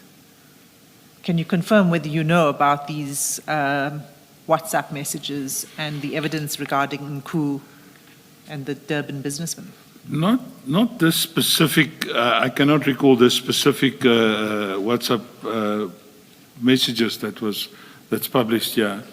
And I do not know where would they have gotten this. I know there was analysis done, by our PCMC, the Provincial Crime Management Center, which also forms part of the DPCI. But to where this comes from, and I haven't seen this prior to today. Have you not seen a presentation that provides an analysis of the evidence Not of this specific, but I've seen part of a presentation by the PCMC, yes. Is it similar Yes. evidence to what is Yes, in the similar, yes. So how would information, I mean, I would think that that's quite sensitive, confidential information. Absolutely. How would that be leaked to the media? I do not have an answer, Commissioners. I would not know. It's actually sad to see something like this. What is the risk of it, this kind of leak to an investigation? The risk of it is plain and simple to the fact that at the end of the day, if these type of things are published, it makes it easier for the criminals to see what we're looking at and how we do our investigations. And that would hamper further and future investigations into this type of syndicates. Thank you, Colonel. And then I said I would come back to the Gerber report. Sorry, you were going to continue. Please go ahead. Sorry, if you would allow me, just to take you to page 109 of that same, the first page of that article, you will see that photograph of the black bakkie with the black bags on top of it. Also in front of it, that is not captured in Warrant Officer Wood's sketch of the scene, you would see a marked police vehicle parked right in front of it. To the left of the police vehicle is that red Kia that is in her statement, in her drawing. But the police vehicle by then has been removed. So I just wanted to highlight that I just saw now. Yes, thank you for bringing this to our attention, because Wood's sketch was only done at a particular point in the day, and was much later in the day. Yeah, here the sun is still shining. Here the sun is still shining, exactly. Indeed, yeah. Correct, Commissioners. Colonel, this open back bakkie, is this the black bakkie that is referred to? That would be correct, Commissioner. So Mashaba and them would have transported the drugs open in this way, if they had had their way? That looks like that, Commissioner. Yes, ma'am. Okay. And without protection? I cannot answer to that, ma'am. Yes. I do not know what their plans were at that stage. Thank you. And just remind us, the police van is the one that prevented the black Nissan Baki from leaving the warehouse. This is what I found when I came on the scene and I asked what's going on here, and it was explained to me that that black bakkie apparently wanted to leave, so it was blocked in by a Boyson's police van. Yes. Yes, Commissioner. Going back to the FSL, the drugs that are now, that cannot be accounted for, the one, I think it's 136 kilogram that Commissioner. cannot be accounted for. Do you know if FSL has conducted its own investigation of what happened, because this was in their custody? I'm not sure. I think Brigadier Allen can attest to that, Commissioner. I will not be able to comment on that. And you haven't seen any FSL records that account for who handled these drugs at different stages until the amount of 751 has reduced to the 579? You haven't seen any records of that? The only records I could see was the 212 statements by the analyst of people handling the drugs, Commissioner. Apart from the 212 statements where the people's names appear that did the analysis, I'm not able to give any other names. Okay. Thank you. Thank you.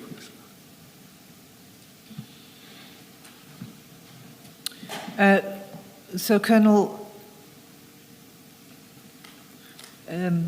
Major General Gerber's report, right at towards the end of the report, where he makes some findings. If we can just turn to page 106. CJ?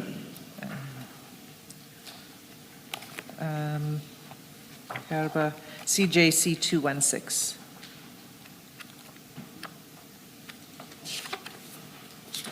CJC 216, and specifically page 106.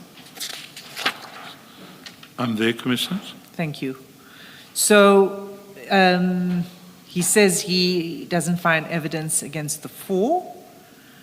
But then he says the following. He says, and it's sort of like the second paragraph just before the bullet points.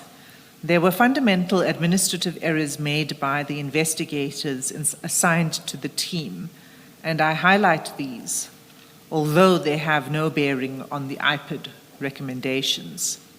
And then he lists them.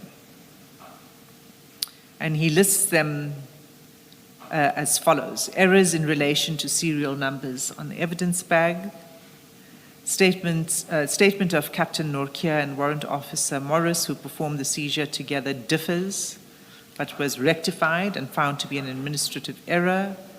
The number of evidence collected, statements indicate 700, whereas FSL received 715. Several witness statements also confirm 715. The 1 brick of cocaine recovered by LCRC and handed over to DPCI, indicating members did not fully explore and receive all exhibits, a human error given the circumstances. Next, premature arrest of police officials, albeit justified based on circumstances at the crime scene. If allowed time to investigate, a different outcome may have been achieved. Lack of follow-up on alibis, thus allowing the defense to obtain statements and providing such in their representations to DPP. Statements from commanders, but initially indicated telephonically they were not aware of what their members were doing, but later changed their version, should have been obtained immediately. And this is, at least for me, the most important thing about all of that, is the next sentence. He says, the above will have serious implications on any future representations made by the DPCI to have the Boyson's case placed back on the roll. So the effect of it is no successful prosecution will come from this. Yes, Can you comment on that and the shortcomings that Major General Gerber identified? I'm not sure when he refers to errors relating to serial numbers on evidence bags. I'm not sure what he actually means by that. Statement from Norkia and Morris,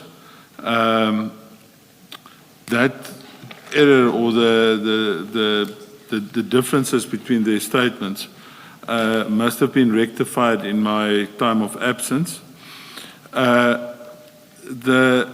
The 700 and the difference between the 700 and 715,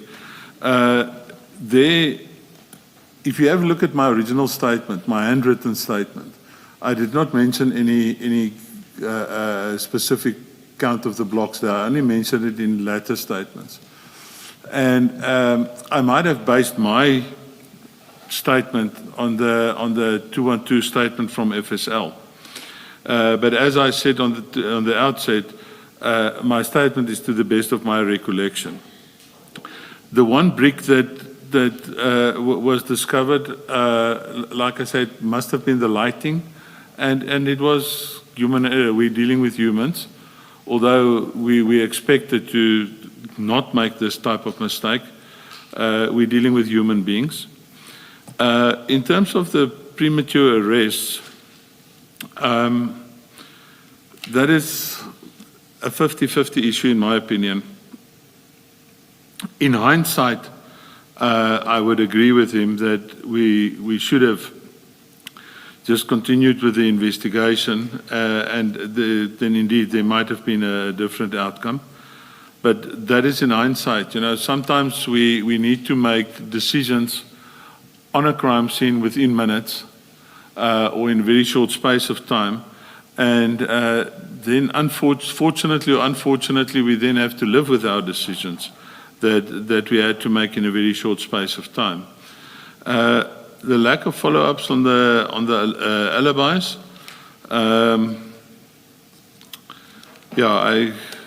I think for the most part, the investigation team did what they could in terms of following up on the alibis.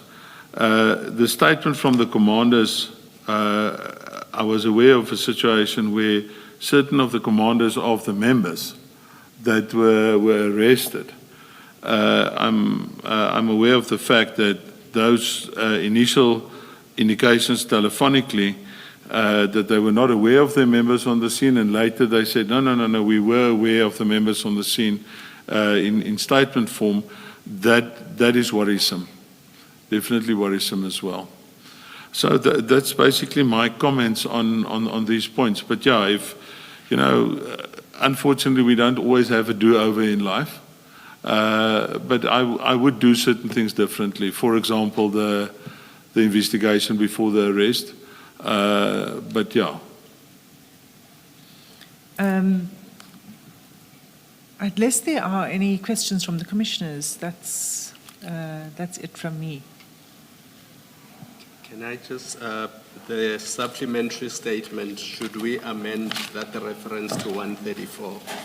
It would clearly be incorrect because I think it's on page 12. No, sorry. Yeah, page 12, paragraph 51. The supplementary. It should be 136.46. Thank you, Commissioner. I think that was just a typo. Yes.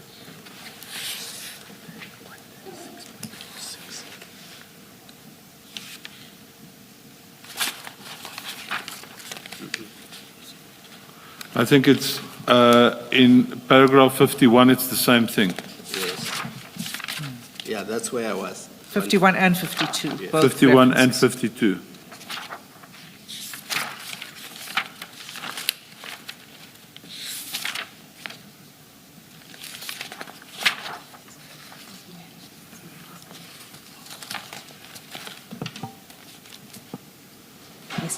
Colonel, when you started very early on in the day, you mentioned, and I think this was in the general discussion before you got into the statement, that to date no arrests have been made.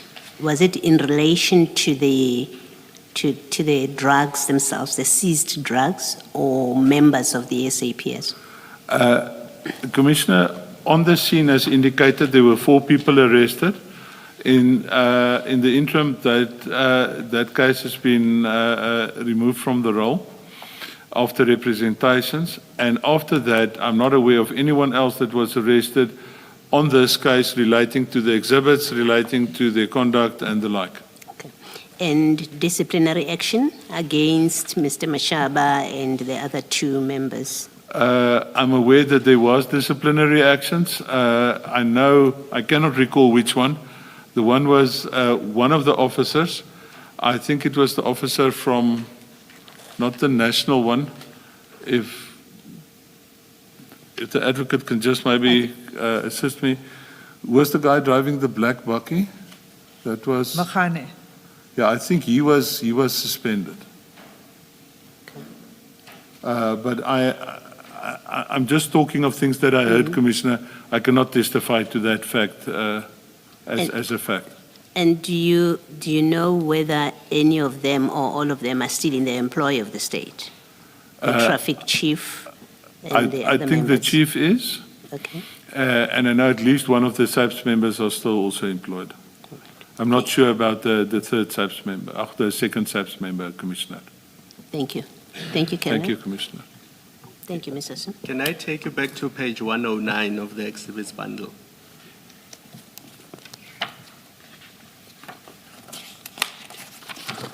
CJC 217. I'm there, Commissioner. Yes. Colonel, just looking at that photo, I mean, surely that is wrong, that you can load these bags in the back of an unmarked van, which is black in color, before the exhibits are secured and properly sealed and properly numbered and properly counted, just on its face. And photographed. It was not photographed before this. They haven't even been counted or put in seal bags or anything like that. Somebody has loaded them in what is clearly a private vehicle, and they are removing them from a from a crime scene. We established that this is, my humblest apologies, Commissioner. Where you sir. find drugs, I mean, it's a crime scene, Absolutely. and that scene must be secured. Absolutely. But here they are already being removed, and somebody's taking them somewhere. Yeah. You will also see that this is before we came to the crime scene. Look at the people standing around. The gentleman there with the red shirt, no, is definitely not a police officer. So this was before we arrived there. So it's not even cordoned off. Like one of the first things that the advocate highlighted was that it should be there should be at least an inner perimeter, which wasn't done if one has a look at the photograph. So when you say that that's improper and incorrect, I have to totally 100% agree with you, Commissioner. Even assuming the arrest was premature and improper, just looking at what they have done in that photo, Yes, That is contrary to all the prescripts. 100%, Commissioner. I agree with you, sir. Okay, thank you. Not that it makes a difference, any difference at all to how this was handled and how improper it is. I think you wanted to make a correction, and I think it's something that I picked up from the statements, that van turned out to be a police van. That's correct. It was a police van, yes. Okay. Thank you. Or not a police van, but a police vehicle. A police vehicle. Yes, Commissioner. The black vehicle, yeah. What does that mean? Do you mean it is being driven by a policeman or it is registered as a subs vehicle? It is registered as a subs vehicle. But as you know, even vehicles registered as subs vehicles can be used to commit offenses. Absolutely, So Commissioner. it No. doesn't follow that just because it is registered as a police vehicle, it was conducting proper police business.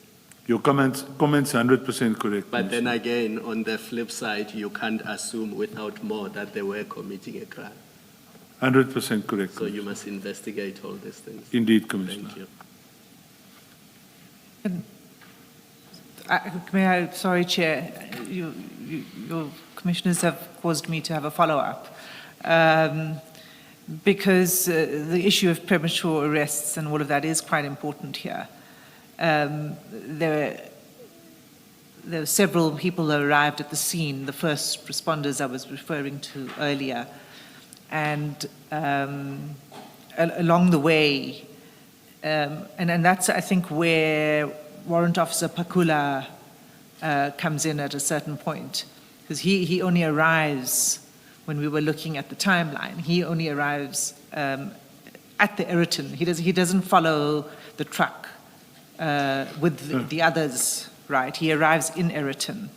And one of the findings by Major General Gerber was that he thought that Warrant Officer Pakula was genuinely trying to investigate the scene, but then was subjected to the arrest and all of that. And perhaps that was the comment about the premature arrest, because if he wasn't complicit with the others and the black bucky and the removal of the drugs, he may have been able to do more to do some processing of the crime scene. Can I get your comment on that? I cannot really comment on Pakula's role there, but I don't know. He was, who asked him to come to the scene, and why? If he's at a national investigation entity, why didn't he contact the correct people? He contacted Sipungu, Colonel Sipungu, who is his commander, who was on leave. And if you again have a look at that photograph on 109, that red Kia there at the back would be the vehicle he came in. The red vehicle? The red Kia vehicle that you can only see the nose of in that picture. So at the end of the day, if he would have done something, the first thing, why didn't he secure the drugs and at least have it in a perimeter? That's just a question I would ask. But I cannot comment on exactly what he did at the crime scene, commissioners.